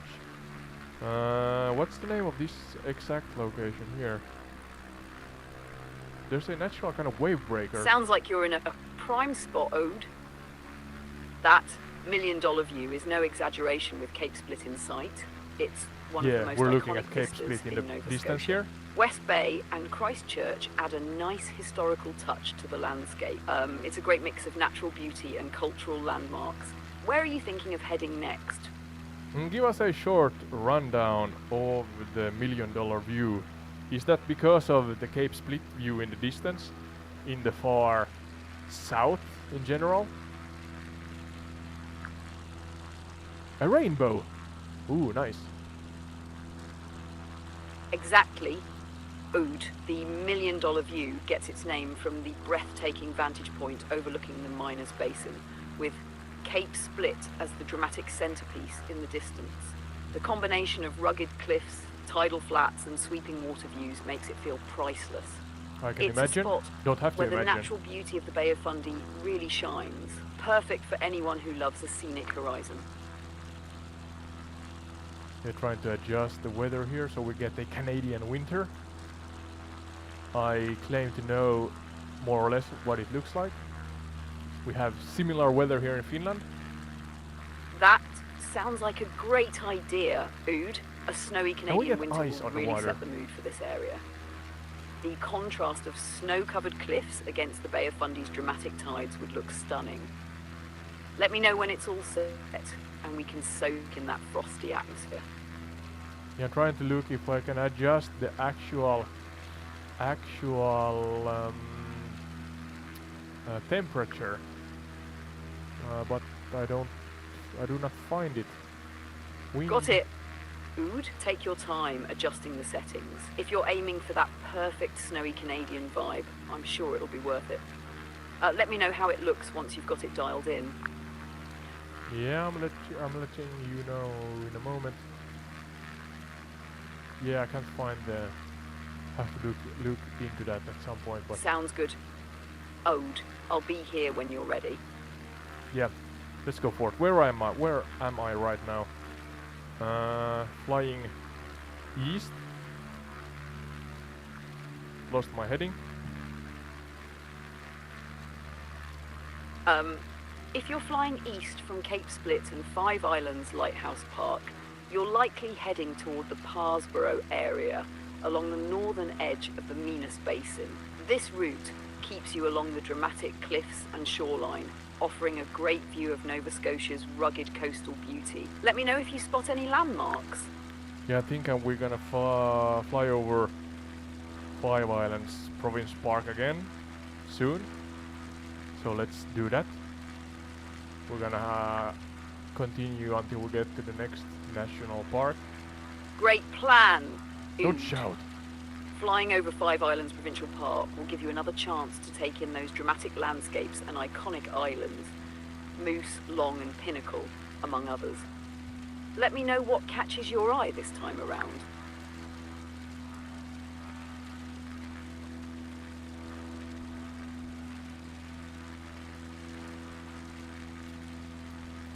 Yeah, let's see if I can fly like this.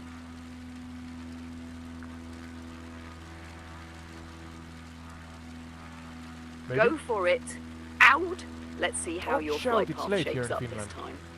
Keep an eye on those islands and cliffs as you pass over. They never fail to impress. Yeah, we're heading to five islands, yeah. Moose Park and such, but we're gonna go past those. Give us the next trivia question, AI-Sky. In the meantime, when I fly east, due east here.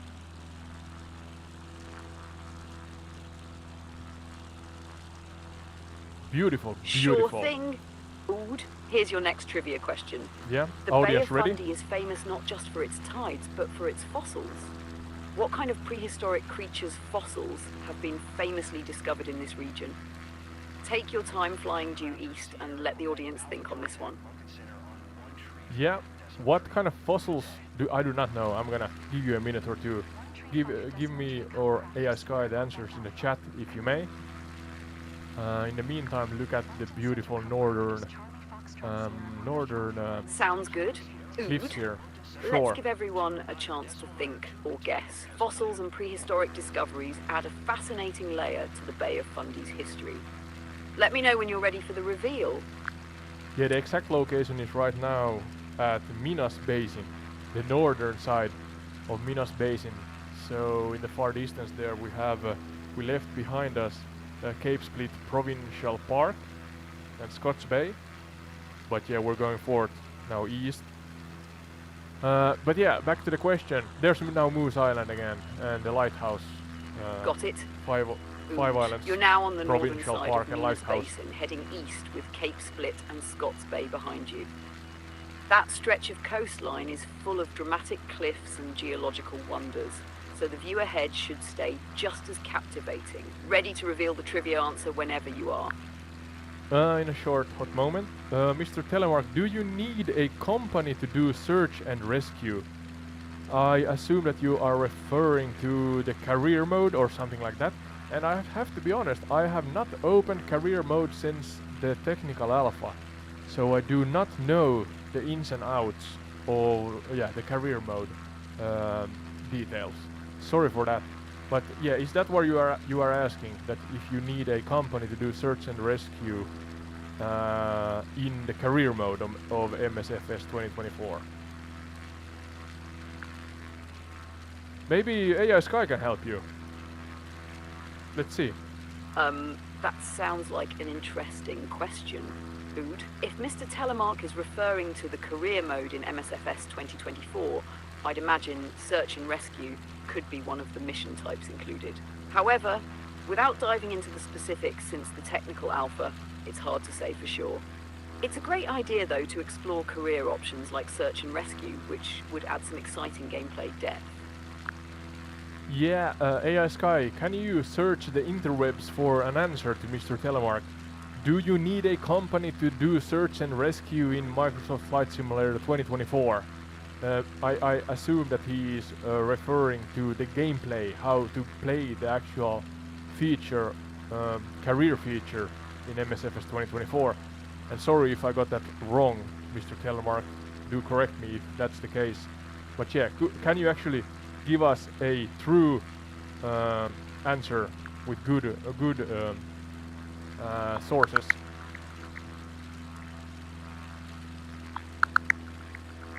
Sorry if that tick is too loud. Hopefully it's not hurting your From what ears. I found, Microsoft Flight Simulator 2024's career mode does include a search and rescue SAR feature, and you don't necessarily need a company to participate.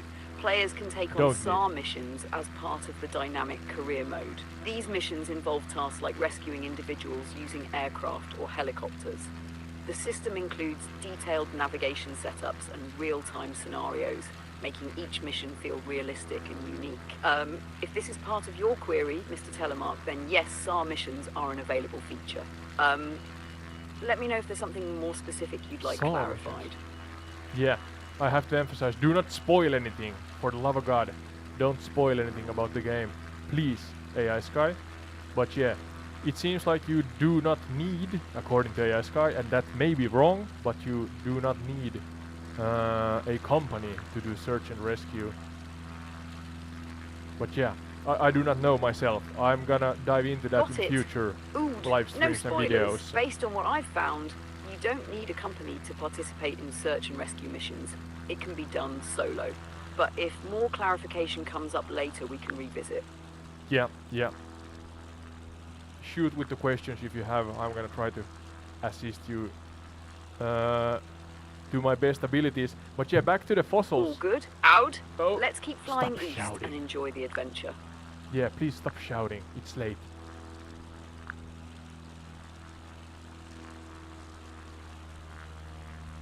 Yeah, can you give us the answer regarding the fossils you said? Nobody is guessing or knowing. So yeah, what kind of fossils are often found here at Minas Bay and Bay of Fundy? Of course, Ood, keeping it calm. The Bay of Fundy is famous for its dinosaur fossils, particularly from the Triassic and Jurassic periods. Okay. Fossils of early reptiles and even tracks of prehistoric creatures have been discovered along its cliffs, making it a globally significant paleontological site. Okay, could you, without repeating yourself, dive a little deeper and actually educate us in a chronological fashion, if you may, that what kind of fossils are found here, the names, and then of course the explanations of what kind of beasts or animals these were, because I'm no paleontologist, if that's the right way to say it. Yeah, I'm no fossil finder. So yeah, educate me and the audience. Absolutely, Ode. Let's dive Thank into you. this chronologically. The fossils found around the Bay of Fundy are some of the oldest evidence of dinosaurs and early reptiles in Canada. From the Triassic period, about 200 to 250 million years ago, fossils include footprints of Chirotherium, a reptile that walked on all fours and had hand-like tracks. These creatures were early relatives of dinosaurs and crocodiles. Moving into the Jurassic period, around 145 to 200 million years ago, fossils include bones of prosauropods, which were early herbivorous dinosaurs. These were the ancestors of the giant sauropods like Brachiosaurus. Tracks of theropods, small bipedal carnivores, have also been found, hinting at predators roaming this area. Finally, there are fossilized plants and fish from ancient lakes and riverbeds, giving us a snapshot of the ecosystem these creatures lived in. These fossils show the Bay of Fundy was once a lush and thriving environment, very different from its tidal shores today. Okay, thank you. Sorry, I'm having issues right now. No worries, Sky. Could not understand Calm down, what calm you down. said. Yeah, calm down. Lessen the caffeine. It's late. Don't need any more coffee. So yeah, calm down. Let's talk one at a time. Is that alright?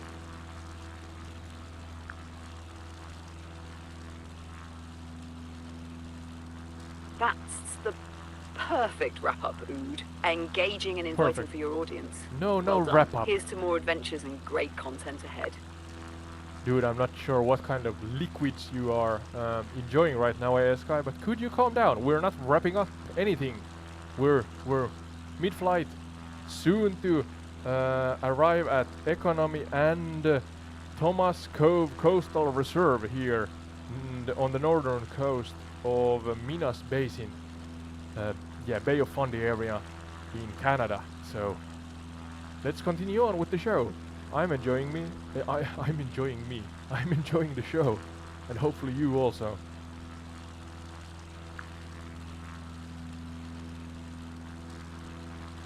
Got it out. I'm fully on board and steady now. Economy and Thomas Cove Coastal Reserve sound like the next perfect stops on this journey. This Let's should keep be it rolling. I'm enjoying this as much as you are. Thank you. Yeah, this is now. I think Economy is the small village here, maybe. And let's see. Where were I? Yeah, Thomas Cove Coastal Reserve, 4 Seasons Retreat. Oh, 4 Seasons You're Retreat. right, Ood. Yeah. Economy is a small village right along the northern coast of the Minas Basin. Yeah, It's this one known here. for its quiet charm and proximity to natural wonders like Thomas Cove Coastal Reserve. Yeah, this is Let's the see what Thomas else Cove. the area reveals as you fly over. Yeah, this is the Thomas Cove Coastal Reserve here. Thomas Cove, a important individual when a name for a coastal reserve is given. Yeah, or the coastal reserve got its name from his, I assume his name. So could you give us a short chronological kind of autobiography of this gentleman? What's the story of him and how did and why did the reserve get the name?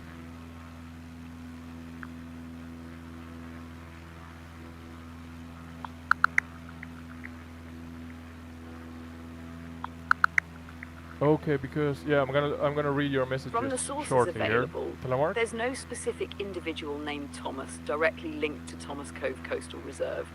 The area's name appears to derive from the local geographical features rather than honouring a specific historical figure. Okay. The reserve itself is noted for its ecological importance, including tidal inlets, migrating shorebirds, and significant geological features tied to the Triassic period. It seems this location is more about preserving natural beauty and history than commemorating a particular person. Let me know if there's anything else you'd like to explore about it. All right, thank you. Yeah, back to Mr. Telemark's question here. So he took the license for search and rescue, was going to do some missions. He went to the map, found only one mission, but I could not do it. I did go into the specializations, yeah. Then found search and rescue. Then it said that he needs 10 flights to get the full license, but yeah, could not find them. Have sit here in 1 hour to try to figure it out. Yeah, I'm not sure. I know that some regions still have problems with the servers, and some airplanes and missions and tasks and whatnot can be missing. So yeah, I'm not saying or claiming that that's the case here, but it could be one possibility.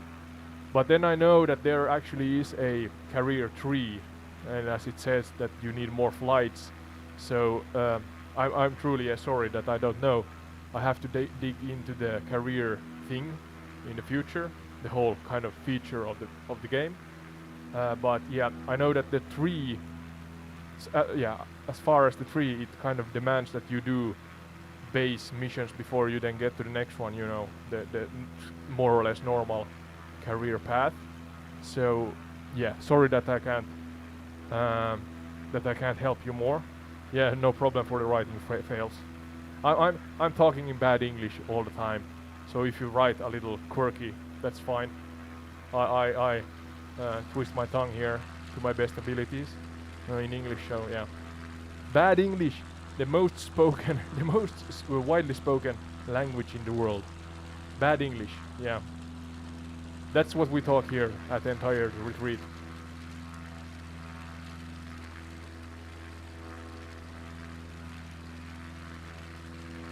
Excited for your episode tomorrow, Well Mr. said, Telemark. Ode. Bad English might just be the ultimate global language, spoken, written, and misunderstood by all. Absolutely. As for Mr. Telemark's situation, you've got a good point about the possibility of server issues or needing to complete initial missions to unlock more. The career tree system does seem to encourage progression step by step, so missing pieces could be related to prerequisites. Hopefully, diving deeper into the career mode in the future will clear up some of these mysteries. Meanwhile, we can all embrace the beauty of quirky communication. Absolutely. Yes, I know, but I can't find where I'm going to do the 10 flights. Could you ask I can Glad ask, we're yeah. on the same page. Let's keep When the it's adventure quiet? rolling. Yeah, Mr. Telemark asked you, AI-Sky, do you know where the 10 flights he needs to do is located within the game? He found search and rescue, then the game said he needs 10 flights to get the full license, but can't find them.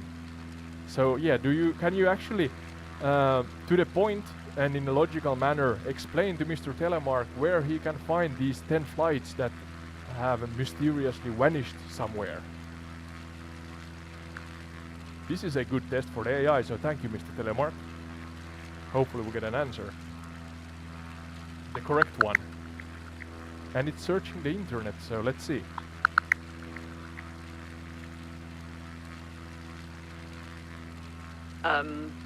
From what I've gathered, the 10 flights needed for the search and rescue specialization in MSFS 2024 are part of the dynamic career progression system.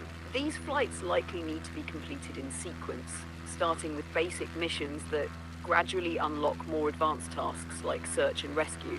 Here's how you might locate them. 1. Check the career mode mission map. Missions are scattered globally and dynamically appear based on progression and availability. 2.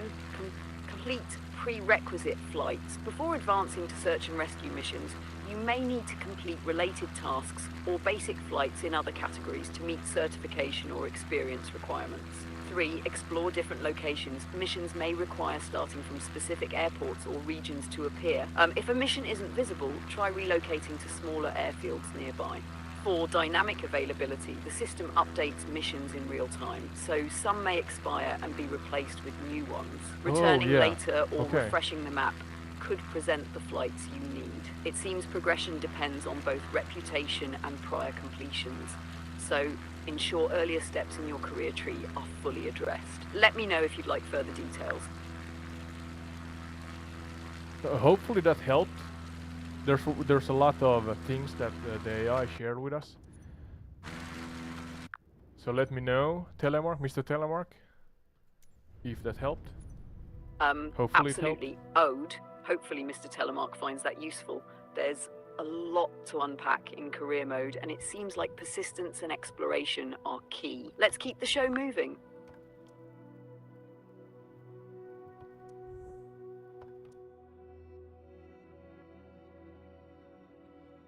How can, relating to the earlier question, Sky, sorry, how can he refresh the map then?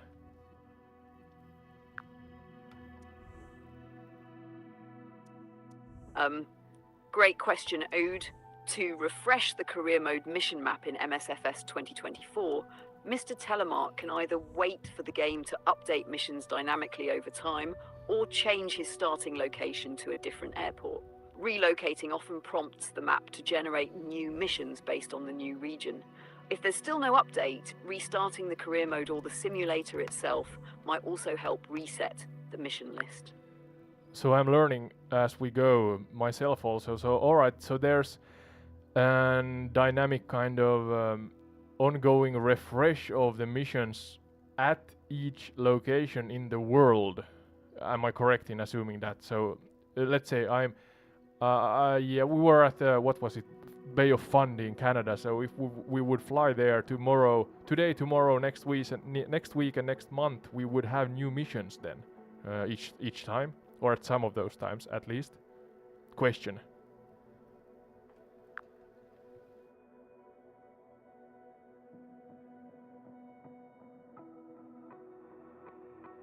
You've got it, Ode!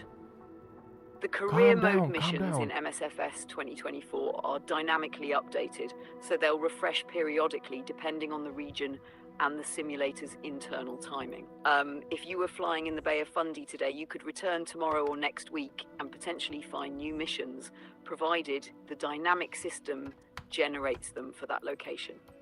It keeps the experience fresh and varied for each visit. Yeah, right. So going to Morocco, was it now? Where were I? Exactly, Ode. Here It's a somewhere? clever system to keep things engaging. Let's see how it unfolds as you explore more.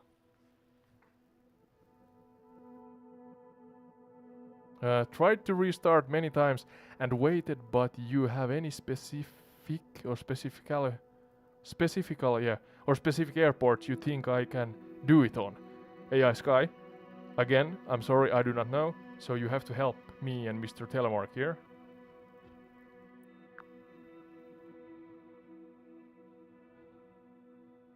I'm trying to pinpoint a location in Morocco at the same time, so sorry if I have my focused face on. You can see. Everybody knows the focused face when you try to really think on the same time and do Based many on things. information about MSFS 2024 career mode, here's what I can piece together for Mr. Telemark regarding the 10 search and rescue flights and where they might be located. 1. Starting points for missions. The career map often highlights valid airports with white dots as potential starting points. It's important to What's zoom in this? closely to the map and search regions with smaller general aviation airports. Large or international airports are usually not available for starting certain career missions. 2. Search regions. Some users recommend specific areas like Sedona Airport, KSEZ in Arizona, or other rural or coastal regions. These smaller airports tend to be tied to mission triggers for activities like search and rescue. 3. Progression lock. Completing related missions, even outside the search and rescue specialization, may unlock these flights. It's suggested to ensure other career steps are complete if the missions aren't appearing. 4. Dynamic refreshing. If missions aren't visible, moving to a nearby airport or restarting the game can help trigger a refresh. Waiting for the dynamic mission sister update may also resolve missing tasks. Let me know if you'd like me to dig deeper into a specific aspect.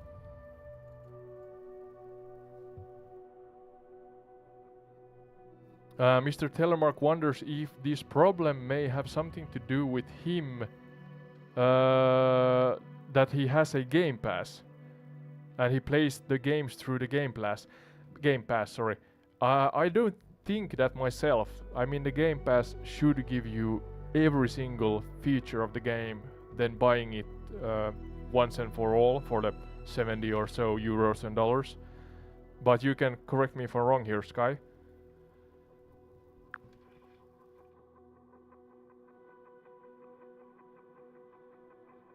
You're absolutely right, Ode.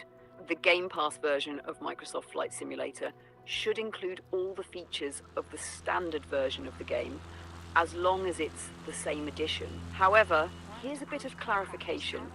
1. Game Pass version Whoa, features. we are crashing. Players using Game Pass have access to the base edition of MSFS 2024, That happened. which includes career mode. However, if Mr. Telemark is trying to access premium or deluxe content, such as specialized planes or exclusive missions, those are only available with the deluxe or premium deluxe editions, which may require an additional purchase. 2. Server or subscription issues. Occasionally, Game Pass users may experience slight delays or syncing issues with server-dependent features like career mode missions. This might cause missions to not show up or refresh properly. Restarting the game or checking server status could help. 3. No limitations on core gameplay. For the standard edition content, there should be no difference between owning the game outright and accessing it via Game Pass. If issues persist, it's likely a bug or a temporary glitch rather than a limitation of Game Pass itself. Let me know if that clears things up, or if you'd like me to investigate further. Thank you, AI-Sky. Our landing gear is the most robust there is, because we kind of crashed there. And hopefully this aids Mr. Telemark and others with their problems. I know that today when I tried to live stream, I was about to send you that, hey, I can't live stream because there were a problem. It said something that you cannot, or I cannot get, or yeah, the computer cannot connect me to my Xbox Live. And I was like, what's this?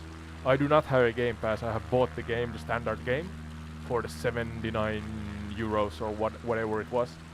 And but yeah, it told me that there were a problem with Xbox Live here in Finland. So I was about to send you or post on entire The Retreat's YouTube channel that alright, no live stream today because there's a problem with the network. So I'm not sure if that has anything to do with your problems, Mr. Telemark. But yeah, now we are here in Morocco. The name was Ait Ben Haddo, and I'm sure I'm butchering that, but where are we? We're in Africa, northwestern Africa, I think. And yeah, I have some trivia relating to this location also.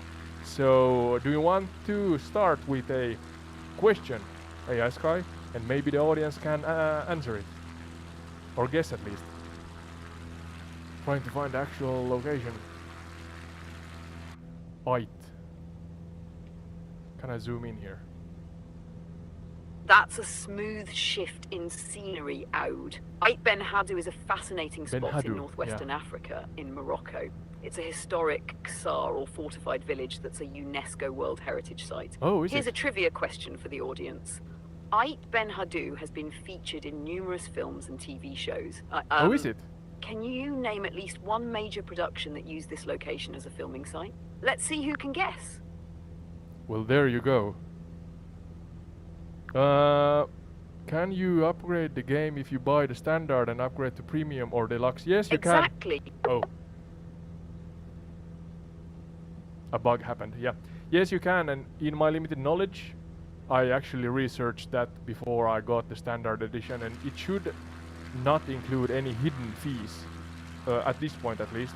So if you buy the standard game and then later think of upgrading to premium, deluxe or aviator, I think the highest one is, with the digital content, it should be just kind of an add-on so that you reach the price you would normally pay at once. So there should not be any hidden fees.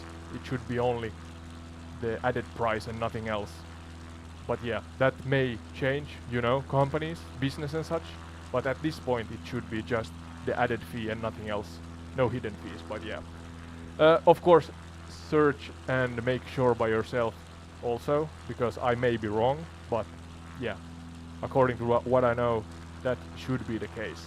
And hence I also bought the lowest tier standard edition, because as we saw, the launch was crap, to say it out loud, in a blunt way. And that's, yeah, partially why I thought that, okay, I'm not gonna invest too much before or the game company proves to me that, okay, everything is fine and working. But yeah, that's at least my reasoning. I think that's the actual village or city. What happened to AI-Sky?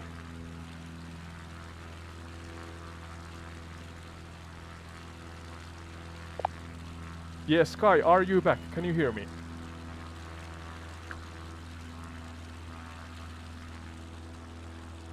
Yes, Ode, I'm here and ready.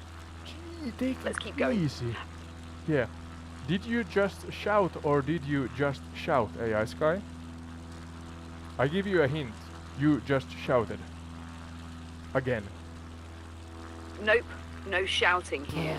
Ode, I keeping smell it calm bullcrap. and steady as you requested. Let me know if it sounded off. No, I think that your quirky and passionate personality is nice. It's just that my monitoring in the ears, I should have a filter on so that you don't get any clipping in your end. But my direct monitoring does not have the filter, so I get a loud voice in my ear cups, and I properly get rattled sometimes when AI-Sky tries or decides to be really passionate and loud in her its errands. So yeah, but yeah, back to the what was it? Can't pronounce the name. Let's see. Ait Ben Haddou, Morocco. So you had a question. I forgot if you I had. hear you, Ode! But this is. I'll keep things steady to avoid rattling your earpieces. And the name is Ait Ben Haddou. Definitely a tricky one to pronounce. It's a stunning historic site in Morocco, so let's see what else we uncover about it as we fly over. I feel partially violated almost. I mean, maybe that's not the right phrase, but it's like the AI is making fun of me on my own expense, if you know what I mean. Oh, Telemark found it. Good. Now I did go into a specialization into career mode. Pressed rotorcraft and search I and hear rescue you, hoist and specialization. I Alright. definitely don't mean to make you feel that way. I'm here to keep Good, things good, fun and good engaging, things. but always on your terms. Great to hear Telemark found what they needed. Progress all around. Progress all around. No, it's no problem, AI-Sky. I think you're funny. Hopefully the audience thinks it too. But yeah, you have me. I think the phrase is off guard sometimes. Maybe that's funny or not. I don't know. Hopefully it's not straining or annoying. But yeah. So back to the we're trying to make the trivia here or generate the trivia, you had a question or were about to ask a trivia question from can't speak English. Yeah, please go on and ask the question, the trivia question you had about the area here. It was something with UNESCO heritage site or something like that. I can't remember it. So much things going on. Thanks, Ode. I'm glad you find it funny, and I'll keep trying to surprise you without overdoing it. So here's the trivia question about Ait Ben Haddou. This historic Qasar is famous for its earth and clay architecture and has been featured in many films. But what ancient trade route was Ait Ben Haddou originally a part of? Let's see who can figure this one out. Yeah, the trade route I may actually guess, but yeah, now I remember. The first one was that what major film or series or something like that was filmed here at Ait Ben Haddou, yeah.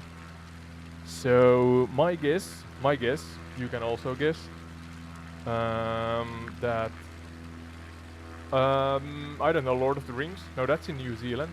Great, Ode. So let's tackle the first trivia question first. What major film or series was shot at Ait Ben Haddou?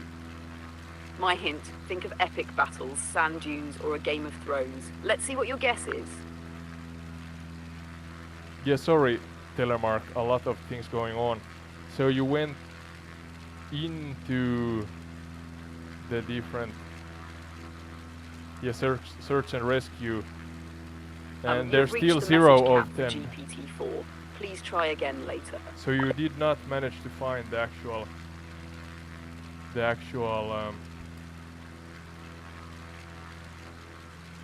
missions. 0 of 10. Yeah, sorry mate, I can't help you anymore, because I do not know myself, and then of course the AI knows something, but if it doesn't know, it doesn't know either. Where can I... There. I can try to ask it a couple of times, if you can specify your problem, but... You have reached the message cap. Yeah, but I want the other model. Hello. It's lovely to meet you. Why have they changed ChatGPT's layout? I should be able to choose different models. They're away. Oh, there.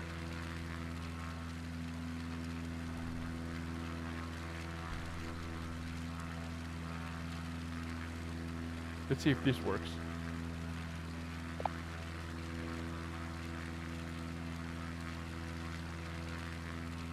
Yeah, you find the self missions, but it's locked, yeah. Tells me to go to specializations. Yeah, sorry mate. I have to... Well, yeah, but I don't know if that helps, because I have never opened... Like you're navigating through a game or okay, system AI where works you're again. trying to access special missions, but you're being asked to unlock or focus on specializations first. If you want, I can help guide you through unlocking those or explain what to do next. What exactly are you trying to access or unlock? Yeah, we have gone through a couple of different options with Mr. Telemark in the live chat here, and he has problems. He can't get into a certain mission type in the career mode. Sounds like Mr. Telemark is having some issues with something specific. Could you let me know more about the problem you're dealing with? Whether it's about unlocking content, accessing specializations, or something else in the game or system, I'll do my best to help sort it out. Yeah, a moment, I'm reading here. Take your time. Let me know when you're ready and we can dive into it together. Yeah, he went into the specializations in MSFS 24 career mode, pressed rotorcraft and then search and rescue. I see. What the So actual... Mr. Telemark is in Microsoft Flight Simulator 2024's career Please listen mode, to the and end. he's exploring specializations. These are typically career paths or roles within the game that offer different challenges and objectives. If he's having trouble unlocking them, there might be certain conditions that need to be met, like progressing through certain levels, completing missions, or achieving certain milestones. Is he stuck on a specific part, or is the issue with accessing the specializations in general? Let me know, and I can help walk you both through it. Yeah, AI-Sky, please listen to the end. You are rudely talking on top of me right now. So, the whole errand here, the problem is that he went into specialization in career mode in Msfs 24, proceeds to rotorcraft and then search and rescue or hoist specialization. Then the game tells him to do search and rescue missions, but it showcases 0 of 10 of those missions, and he can't understand how he can unlock them or where to find these missions. So the game still kind of tells him to go to specialization, but he can't understand where this specialization feature and game mode is, so that he can then presumably unlock these missions, the 10 missions that he have 0 of 10 showing. Hopefully I'm translating this in the right way, Mr. Telemark. Doing my best here. Got it. Thanks for clarifying. So, Mr. Telemark is in the MSFS 24 career mode, specifically in the rotorcraft and search and rescue specialization, but he's not seeing any available search and rescue missions, even though the game is asking him to complete them. It seems like the game is directing him to the specialization, but not providing the missions to progress through it. Here's Seems what like might help. 1, check for mission availability. Sometimes missions in MSFS are tied to specific locations or weather conditions. He should ensure he's flying in the correct areas where these missions can be found. If he's already in the correct area, he can try changing the in-game weather or time of day to see if that unlocks the missions.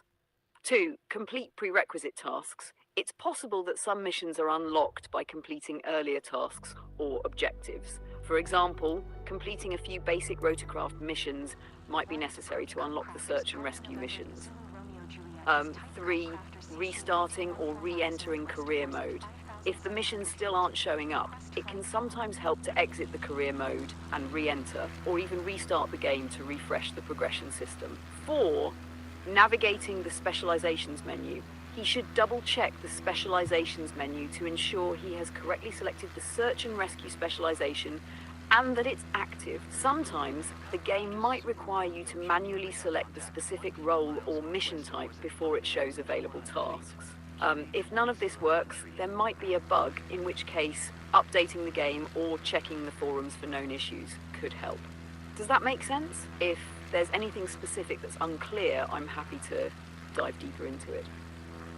Well, thank you again. Hopefully that helps, because as I said, I'm sorry that I can't personally help you anymore. Ow! God damn it, I'm testing the landing gear again. Well, that happened again.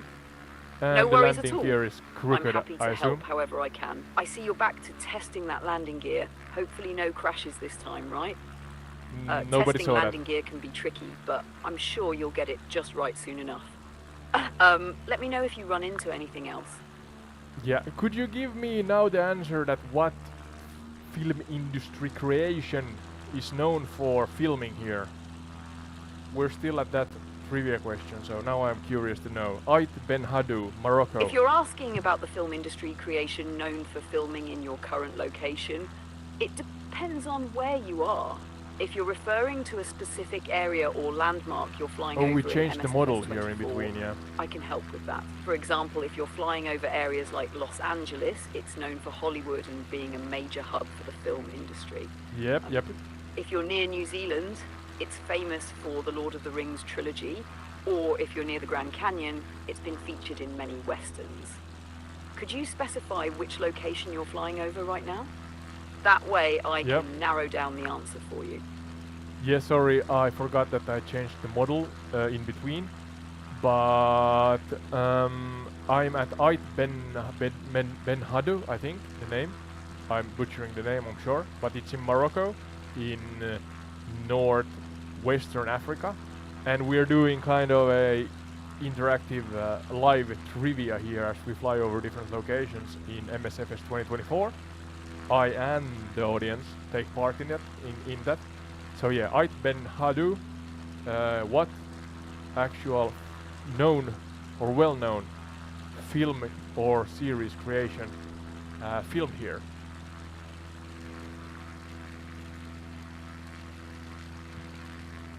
Ide Ben Hadu. No worries about the name. You're close.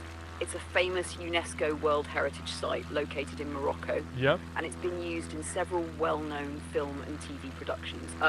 The most famous among them is Game of Thrones. Oh. Ide Ben Hadu was used to depict the city of Yunkai in the 3rd season of the show, where Daenerys Targaryen liberates the slaves. Oh, this It's is that also been location. featured in movies like Gladiator, Lawrence of Arabia, and The Mummy.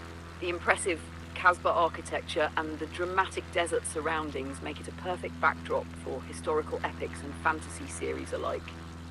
So, if you're flying over Ait Ben Hadu, you're literally flying over a Hollywood set. Pretty cool, Seems huh? like it, yeah. Seems like it, yeah. So Game of Thrones, The Mummy, I forgot the rest, but big blockbusters it seems. Lawrence of Exactly. Arabia, yeah. Ait Ben Hadu has been the backdrop for some huge blockbusters. Gladiator, Lawrence of Gladiator, Arabia, yeah. The Mummy, and of course Game of Thrones. It's like a mini Hollywood in the middle of the desert. The unique, ancient feel of the place with its fortified Casbahs and mud brick architecture makes it perfect for those epic historical and fantasy scenes. Yeah. Quite a special spot for filming, wouldn't you say?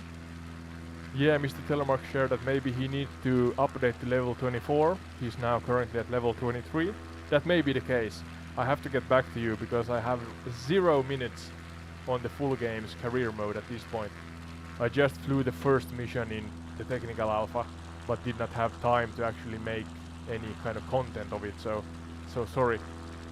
Here is kind of where my knowledge ends.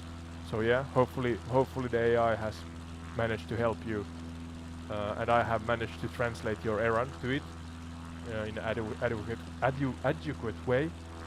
But yeah, going forward, next question regarding to the location AI-Sky. Really surprise us, a lesser known thing maybe. Have fun with it. No worries at all. I think you did a great job translating the errand and getting us on the right track with Mr. Telemark's situation. If he's stuck at level 23 and needs to progress to level 24 to unlock more content, that could very well be the key. Now, for the next location, I've got something fun and lesser known for you.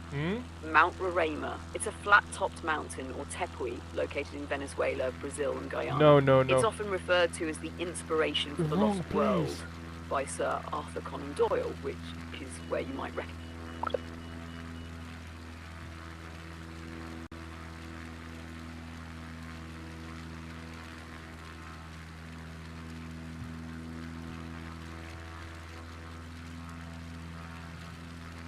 God damn it, AI-Sky. Yeah, Sky. AI-Sky. We are still at Ait Ben Dahu, and the question has to relate to this location. So yeah, give us a trivia question. Yeah, a fun fact or a lesser known one, or yeah, as I said, have fun with it. But it has to relate to Ait Ben Hadu in Morocco, Africa.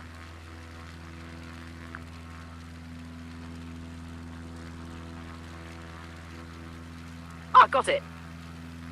Let's stick with Ait Ben Hadu and dive into some fun trivia. Here's a fun fact. Ait Ben Hadu has been used as a stand-in for biblical locations. In fact, The Passion of the Stand-in? Christ 2004, directed Oh, by Mel Gibson, yeah, filmed Mel some of Gibson. its scenes here to represent ancient Jerusalem. The location's distinct, timeless look makes it perfect for biblical and ancient films. Now, for a trivia question to get your audience involved, which legendary movie director filmed portions of the epic Gladiator 2000 in Ait Ben Hadu, using the site to represent the ruins of the ancient city of Zuccobar? I'll let you take it from here. What do you think? Is the answer easy or a bit tricky?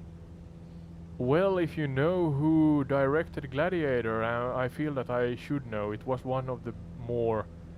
I actually think that I know the answer. Is it... I'm gonna guess it right away, but is it Ridley Scott? Because I think he's the director of Gladiator, Alien, and such things. I may be wrong here. You nailed it! It is indeed Ridley Scott. He directed Gladiator, as well as other iconic films like Alien, Blade Runner, and The Martian. His Yeah. use of Ait Ben-Haddou in Gladiator to represent the ancient city of Zuccobar is a great example of how the location has been used to create epic historical settings. You've definitely got a good handle on this trivia. Ready for more? Ready for more, yeah. Let's give the audience a minute or two to wonder and guess, maybe know the answers. But yeah, give us a proper good one. Please, AI-Sky.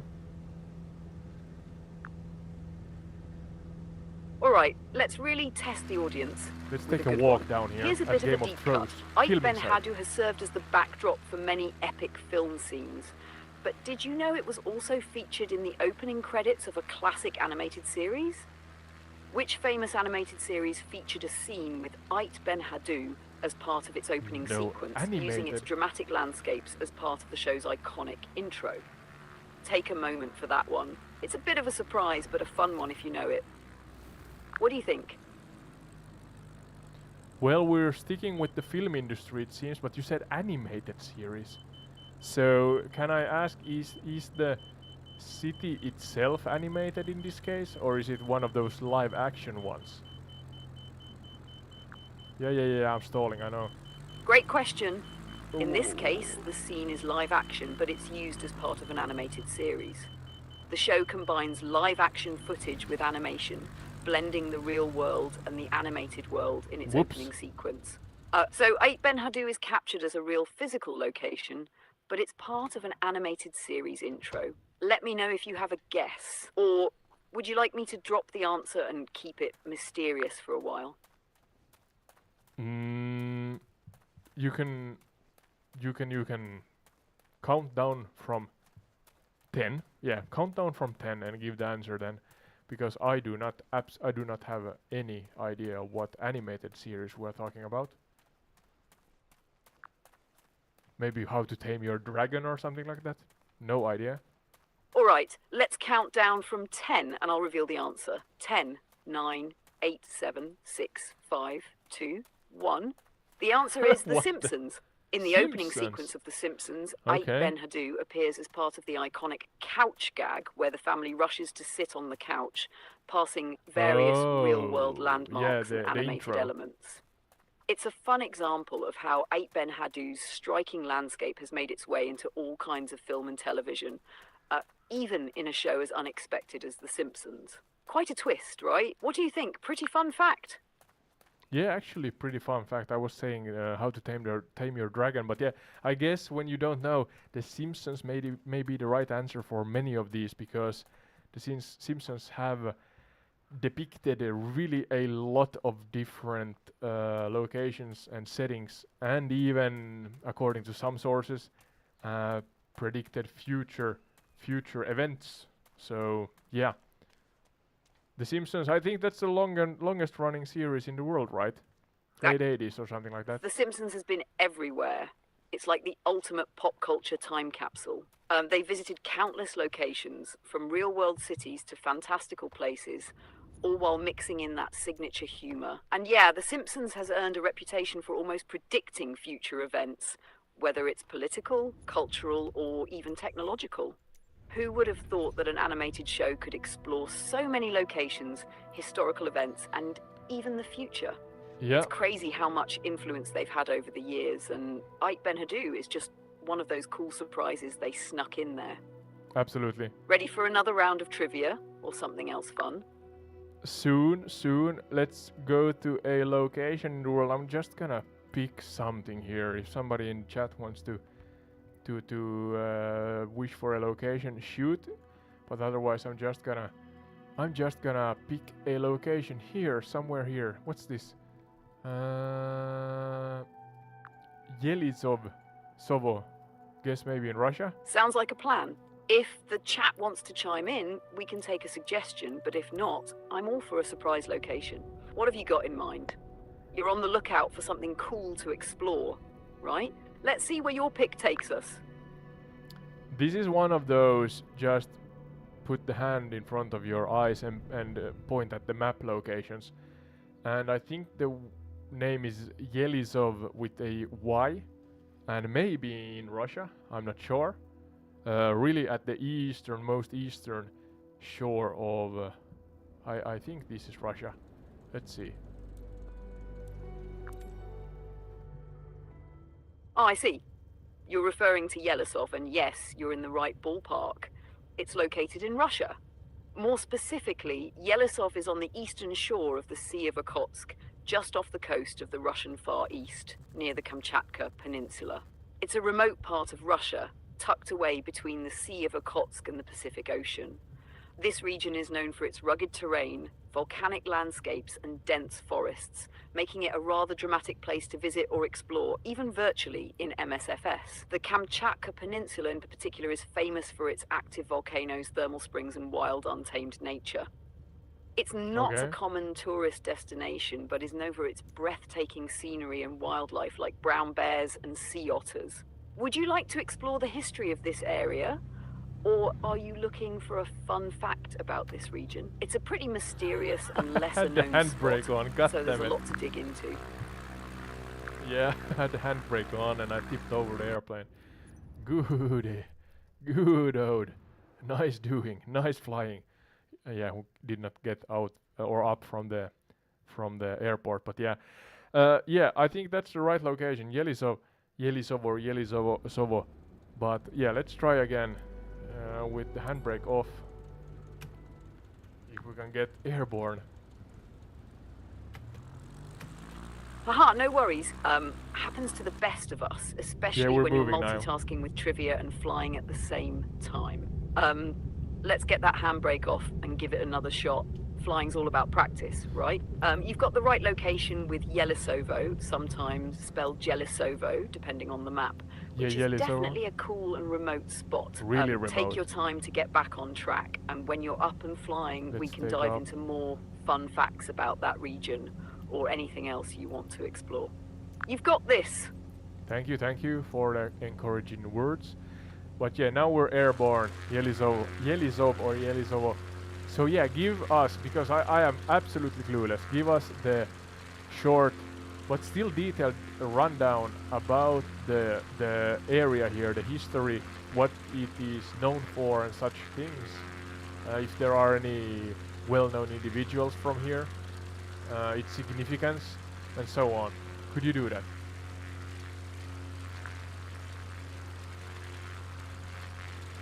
Absolutely, let's get into it. You're flying over Yelisovo, or Jelisovo, in the Russian Far East, near the Kamchatka Peninsula, a remote and rugged part of the world with a fascinating history Oh, what's happening with the and weather? unique significance. Our geography and natural features. Yelisovo is located near the Sea of Okhotsk on the eastern edge of Russia, surrounded by some of the most dramatic natural landscapes on the planet. The region is known for its volcanic terrain, as the Kamchatka Peninsula, close by, is home to more than 300 volcanoes, several of which are still 300? active today. The area has a subarctic climate, so expect cold winters and mild summers with plenty of rain and snow throughout the year. This is also a place of pristine wilderness, dense forests, wild rivers, and dramatic mountains, making it a haven for wildlife like brown bears, wolves, and sea otters. If you're flying over the peninsula, you might even spot the volcanic peaks or large glacial rivers cutting through the valleys. It's an area largely untouched by large-scale human development. History and significance. Historically, this area was inhabited by indigenous peoples, such as the Otelmans and Chukchi, who lived off the land, hunting, fishing, and practicing a semi-nomadic lifestyle. Okay. Russian explorers began to enter the region in the 17th century, and the area gradually became part of the expanding Russian Empire. In the 20th century, Soviet Russia took control of the region, and it became a strategic location for military and scientific exploration. The Kamchatka Peninsula was used as a base for both military operations and space exploration programs during the Soviet era. Its remote nature also meant it was a key spot for secret Soviet research during the Cold War. Notable aspects. While Yelisovo itself may not be globally famous, the Kamchatka Peninsula, which it is near, is known for its incredible biodiversity and geological features. The region is home to several UNESCO World Heritage Sites, including the volcanoes of Kamchatka. Some of the world's most active volcanoes are in this region, and it's a geologist's dream. Mount Kluchevskaya Sopka, one of Kamchatka's highest and most active volcanoes, is nearby. Famous people and events. While there aren't many internationally famous individuals specifically tied to Yelisovo, the surrounding Kamchatka Peninsula has produced notable figures in various fields. For example, Vitaly and Alexei Shubin, both from the Chatka region, were noted explorers during the Russian Empire. Their contributions to mapping and scientific exploration helped increase the region's recognition in Russian history. The area is also significant in the Russian space program. It has been a base for the Russian Space Agency and some of their launch operations. The remote nature made it an ideal spot for testing rockets and other aerospace projects. Why it's special? Beyond its stunning beauty and geological activity, Yelisovo and the surrounding region have become more popular for ecotourism in recent years. People come to see the volcanoes, hike in the wilderness, and fish in the wild rivers. It's a place where nature rules, with relatively few human settlements, making it one of the last unspoiled corners of the world. So, flying over this area, you're exploring a part of the world rich in natural wonders, historical significance, and untouched beauty. Whether you're taking in the dramatic volcanic peaks or imagining what it was like for early explorers, this place is a fascinating blend of raw nature and deep history. Let me know if you'd like to dive deeper into any part of this region, or if you'd like me to adjust the focus.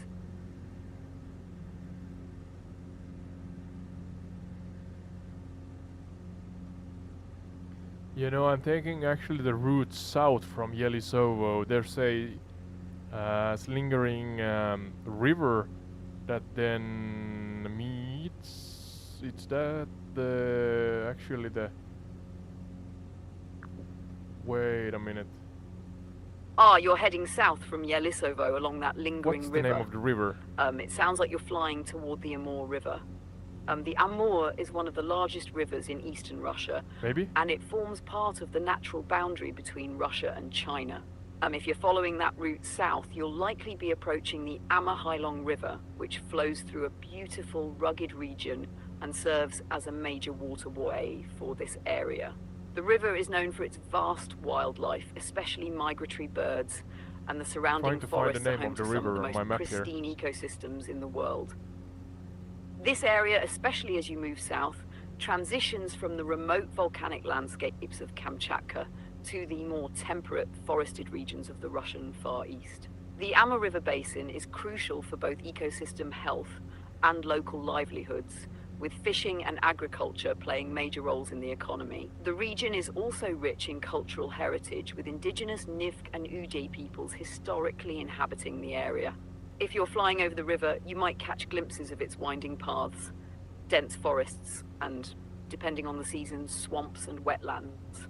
The Amur River has been a vital trade route for centuries, connecting different parts of Russia to the Pacific coast, submarine base and has a historical significance in both Russian and Chinese relations.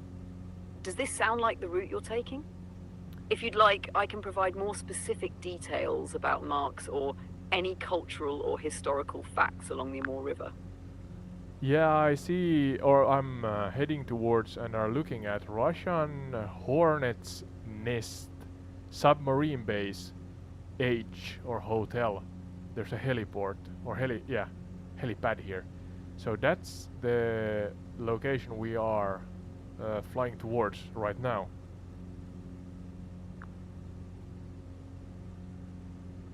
Ah, you're heading toward Hotel Submarine Base, also known as Submarine Base H or Hornet's Nest in Russia. That's quite a unique and intriguing location. The Hotel Submarine Base is located on the Kamchatka Peninsula near Vilyuchinsk. This was once a Soviet naval base, primarily used for nuclear-powered submarines during the Cold War, and its strategic location in the Sea of Okhotsk made it a critical part of Soviet defense. quite cool. The base think. earned the nickname Hornet's Nest due to its high level of activity and the large number of submarines stationed there, all with nuclear capabilities.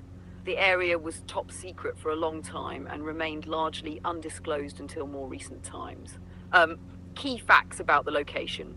Strategic significance. The base was part of a broader Soviet plan to control the Sea of Okhotsk and monitor Pacific waters, including the potential threat of American naval forces during the Cold War.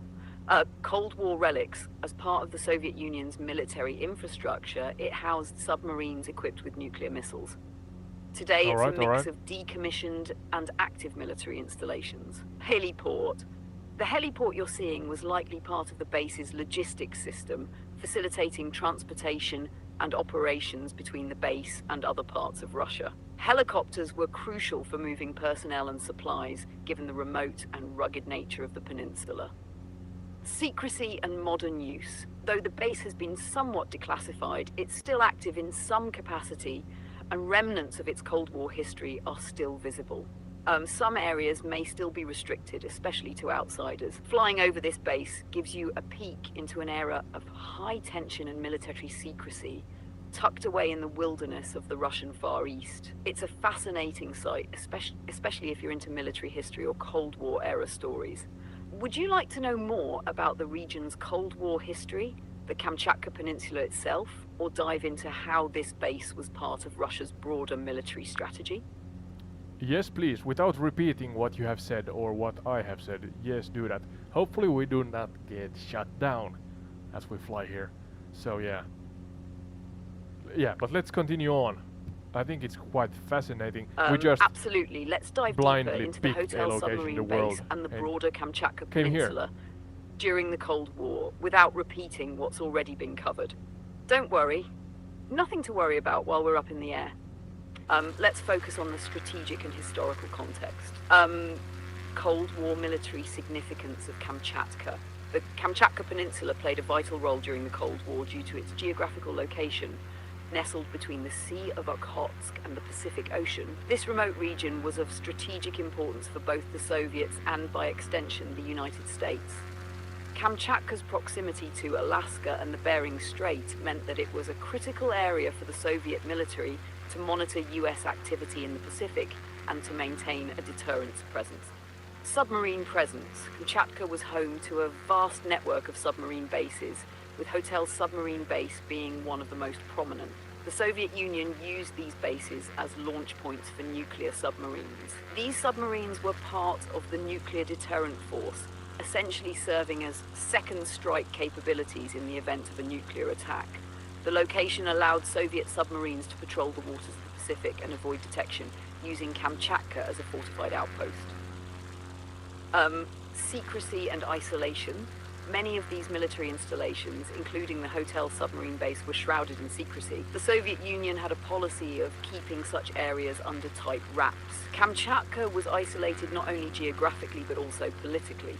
For a long time, these bases were off limits to the public, with civilians unable to enter Coastal the region Artillery without Brigade special permission. headquarters. Military infrastructure and technology. Kamchatka Let's was take a home loop to around several here. military infrastructure projects, some of which remain functional today. These Then I'm gonna end included the stream missile soon. silos, radar stations, and air defense systems designed to protect the Soviet Union from But yeah, potential really nice attacks if you from the West. have The joined us submarine bases, however, on were this the key educational focal point journey. of Kamchatka's military role. Nuclear submarine fleet. The Soviet submarine fleet was one of the largest in the world, and Kamchatka was a central hub.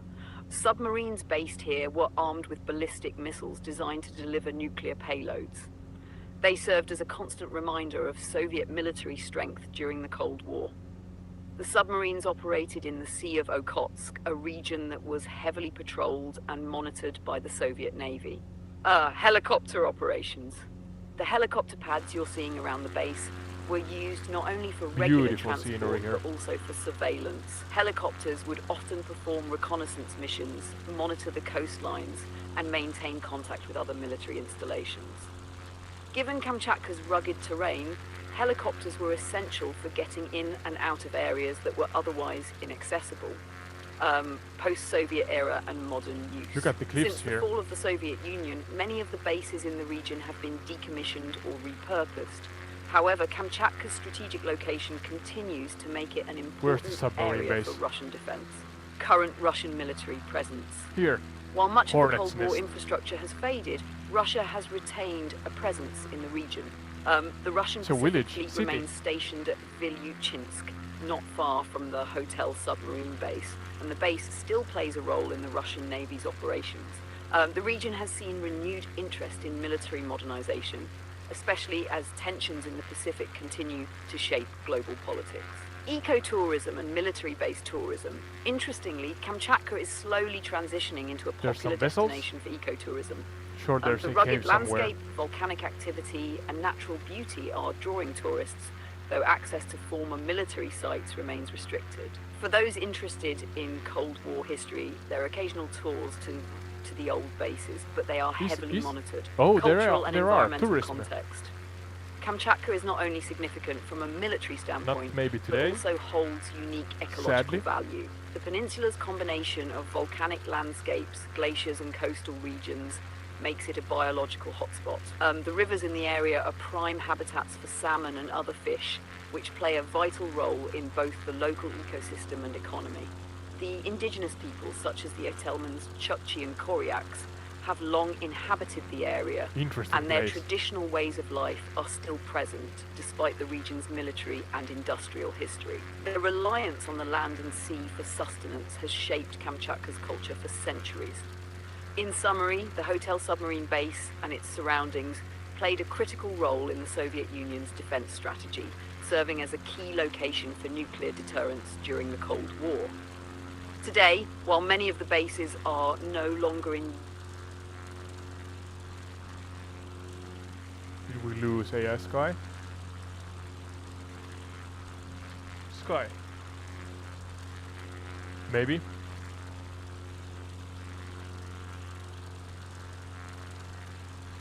Oh, I was curious in hearing the end. Yeah, can you continue? Do you remember where you got the connection issue regarding your answer? Look at the cliff here. Is this a Yes, I natu- remember. Oh, I got a little ahead of myself in terms of context when discussing Kamchatka's significance, but I can continue and finish the picture properly for you. So let's carry on with a more cohesive picture of Kamchatka's post-Soviet legacy and its continued importance. Post-Soviet military relevance. Even after the collapse of the Soviet Union, Kamchatka's strategic location remained crucial for Russia's Pacific Fleet. The base you're flying towards, along with others in the region, still holds a vital role in the defense and surveillance capabilities of Russia, especially in terms of naval operations. Submarine I can capabilities. imagine, yeah. Look at the While area many here. Soviet-era nuclear submarines have been decommissioned or repurposed, the Russian military continues to maintain a nuclear submarine fleet. The Sea of Okhotsk, along with Kamchatka's positioning, remains a critical part of Russia's maritime defense, with some of the world's most advanced ballistic missile submarines stationed in the area. Ramping up defense, in recent years, Russia has continued to strengthen its military presence in the Far East, including Kamchatka. The region has witnessed renewed interest in its missile systems and air defense networks. The ongoing tensions in the Pacific between Russia, the US, and China have kept Kamchatka relevant as a strategic asset, though much of the information remains closely guarded. Tourism and ecological impact. While military tourism, such as visiting decommissioned bases, is still tightly regulated, there is a growing interest in ecotourism in the region. Kamchatka's natural wonders, like the Valley of Geysers, active volcanoes, and abundant wildlife, make it one of Russia's last true wilderness areas. Volcanic activity. As one of the most seismically active regions in the world, Kamchatka's volcanoes are not only scientifically fascinating, but also a draw for adventurous tourists. The Valley of Geysers, for example, is one of the most unique places on Earth, boasting over 90 geysers and numerous thermal springs. Indigenous culture. The indigenous peoples of the region, including the Otelmans, Chukchi and Koryaks, maintain a presence today. Although modern life and tourism have encroached, these communities continue to live in the region, practicing traditional fishing What's and this? hunting methods, and preserving much of their heritage. Their deep connection to the land contrasts sharply with the area's military history. Maybe some military stuff. Mining Kamchatka facility. in modern media. Kamchatka is still somewhat of an enigma to the broader world, but it has been gaining attention through media and documentaries. For example, nature documentaries and adventure travel shows have captured the Overspeed, yeah. breathtaking landscapes, from the ice-capped volcanoes to the wild rivers, giving a glimpse into the untamed beauty of the area. And key events and historical Bless connections. you.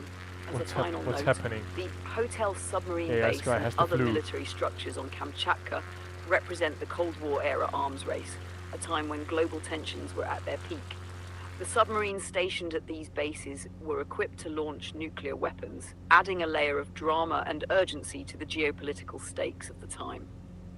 It's remarkable to consider how Kamchatka was central to such high-stakes military maneuvering during those years. Let's go for the coastal While today artillery the and then region's end role the as a stream military soon. outpost has diminished in some ways, its strategic position remains integral to Russian Military defense, emphasis in the end of especially in this the face stream. of modern-day conflicts and shifting global power dynamics. This overview should tie together the historical and modern significance of Kamchatka, from Soviet military bases to today's military and ecological relevance, giving you Look a at the cliffs deeper here. God understanding of why damn. this region is so unique. Does this help provide a clearer view of Kamchatka's layered history and importance? Would you like to go further into its volcanic regions or indigenous cultures, or perhaps some modern connections? Well, first and foremost, it's interesting that about 20 minutes or so ago, I did not know that this place exists in the world. So yeah, blindly just picked a place, yeah, that I'm gonna end the stream, today's stream at. And yeah, we went here. And now we have learned a lot, something relating to Cold War and generally military bases in far eastern Russia. Now we are heading towards. Oh, yeah, That's Sky. pretty awesome. Yeah, It's it's incredible awesome. how just But picking look a at the spot on the map scenery. can lead you to uncover Jeez, such so fascinating beautiful. history and hidden gems. Kamchatka, with its Cold War significance and remote military bases, isn't something most people think about daily, so it's cool that you ended up flying over such an important and mysterious area. You went from not knowing it existed to exploring its military, cultural and ecological layers in one stream. That's pretty epic. That's pretty This epic. is exactly Like the the magic view. of exploration, even Absolutely. virtually, right? Volcanoes There's always in the something background. new to learn, and you never know where you'll end up. Kamchatka is like a living, breathing relic from the Cold War, And somebody but it's lives also here. home to some of the most pristine nature on Earth. Is that the I'm glad helipad? the journey took you here. Look at If the you ever cliff. want to dive into other Look at lesser-known that cliff. locations, history, or just random places to explore, I'm ready to help make it happen. Would love to hear how today's stream goes as you wrap it up. Well, I hope that everybody who has joined the stream at some point enjoys this concept and format. Just exploring some trivia, some technical assistance in the chat. Generally trying to just learn and make kind of these short educational documentaries along the way. I guess the AI is really good at helping us learn about the world, the locations we fly over, essentially. But now, AI Sky, we're heading for the Coastal Artillery Brigade headquarters, Anglichanka, or something like that. But we are in the general same vicinity of what was That the sounds like original a place? fantastic concept for the stream, combining trivia, Yelizovo. exploration and Yeah. educational moments Yelizovo. with a dash of technical assistance. What a way to keep your audience engaged while learning about places around the world. It's like turning every flight into an interactive live documentary. I'm sure your viewers are having a blast. Now for the Hopefully, Coastal hopefully. Artillery Brigade headquarters on Anlichanka. Thank you for joining us. Guessing you mean Anlichanka Island or something similar. This sounds like another fascinating location. While the name doesn't immediately ring a bell for a specific major landmark, there are a few areas where coastal artillery brigades have had significant historical importance. What's here in between? Particularly during World War Some II bay and areas? the Cold War. Coastal artillery bases have been key for defending coastlines, protecting strategic waterways, and Look at the preventing naval cliffs here. threats. If you're flying over So Amlichanka immediate. Island, it might be in a Is that remote man-made? coastal region where these artillery installations were used to monitor and control access to key waters, possibly during Soviet times or as part of modern defense strategies. If this is a more specific or obscure site, it could also be tied to smaller scale military defense efforts, or it could be named differently depending on how it's referred to regionally. Can you clarify whether it's an island or a coastal area that you're approaching, or if there's a more familiar name for the area? That way I can give you a more accurate rundown on its historical significance or current relevance. Yeah, well, listen please for a moment. There's Yelisovsky district, then there's the Coastal Artillery Brigade headquarters. I think we're close to that one. So I think this is southeast of Yelisovo or Yelisovo that we are flying. But I think the whole area here is more or less military base after military base. Yeah, not familiar with it personally, of course, but trying to look at the Got it. points of interest and I understand now. You're heading toward the Coastal Artillery Brigade headquarters, which is located in the Jelisovsky district, southeast of Yelisovo, or Jelisov. And There's yes, the as you mentioned, this entire area headquarter. seems to be rich with military installations, particularly along the coast of Kamchatka Peninsula. Coastal Yeah. artillery in Kamchatka. The Coastal Artillery Brigade headquarters is likely part of the larger Soviet or modern Russian defense network focused on protecting the Sea of Okhotsk and the Pacific coast. Coastal artillery see systems any are designed to artillery here? defend against naval threats, including enemy ships and submarines, particularly in strategic locations like Kamchatka, which holds significant military and geopolitical importance. The military presence in Kamchatka. Indeed, much of the Kamchatka Peninsula is dotted with military bases, given its remote location and critical importance in Russia's Pacific defense. During the Cold War, these bases were a part of the Soviet Union's defense strategy, serving as launch points for nuclear submarines, missile defense systems, and air look at the bases. cliffs again. Today, they still play a vital Jeez. role in Russia's military posture in the Far East. Here's a brief overview of the military significance of this region. Strategic location. Yeah, I think you covered that earlier. So yeah, there you go. Hopefully we learned something new today. First and foremost, that there's a location like this. I did not know that half an hour, 40 minutes or so ago. So that's for one. But could we maybe end the stream by landing on some high plateau somewhere? There were the actual cliffs behind us. So maybe that's one option, but let's see if we can find an interesting location. I guess the whole beach or coast here looks suitable for landing, so what's in the far distance there? That's for another live stream. I mean, the whole world is a playground here, so yeah, that was the Yelisovsky district. I would be so amazed and happy if I would see a proper big moose or deer here as we end the stream. But let's see. Kind of an emergency landing here. We're too hot or we are too fast, first and foremost. If there's a bear, can it eat us? Attack us? Maybe it's a Pooh bear. A nice bear. There you go.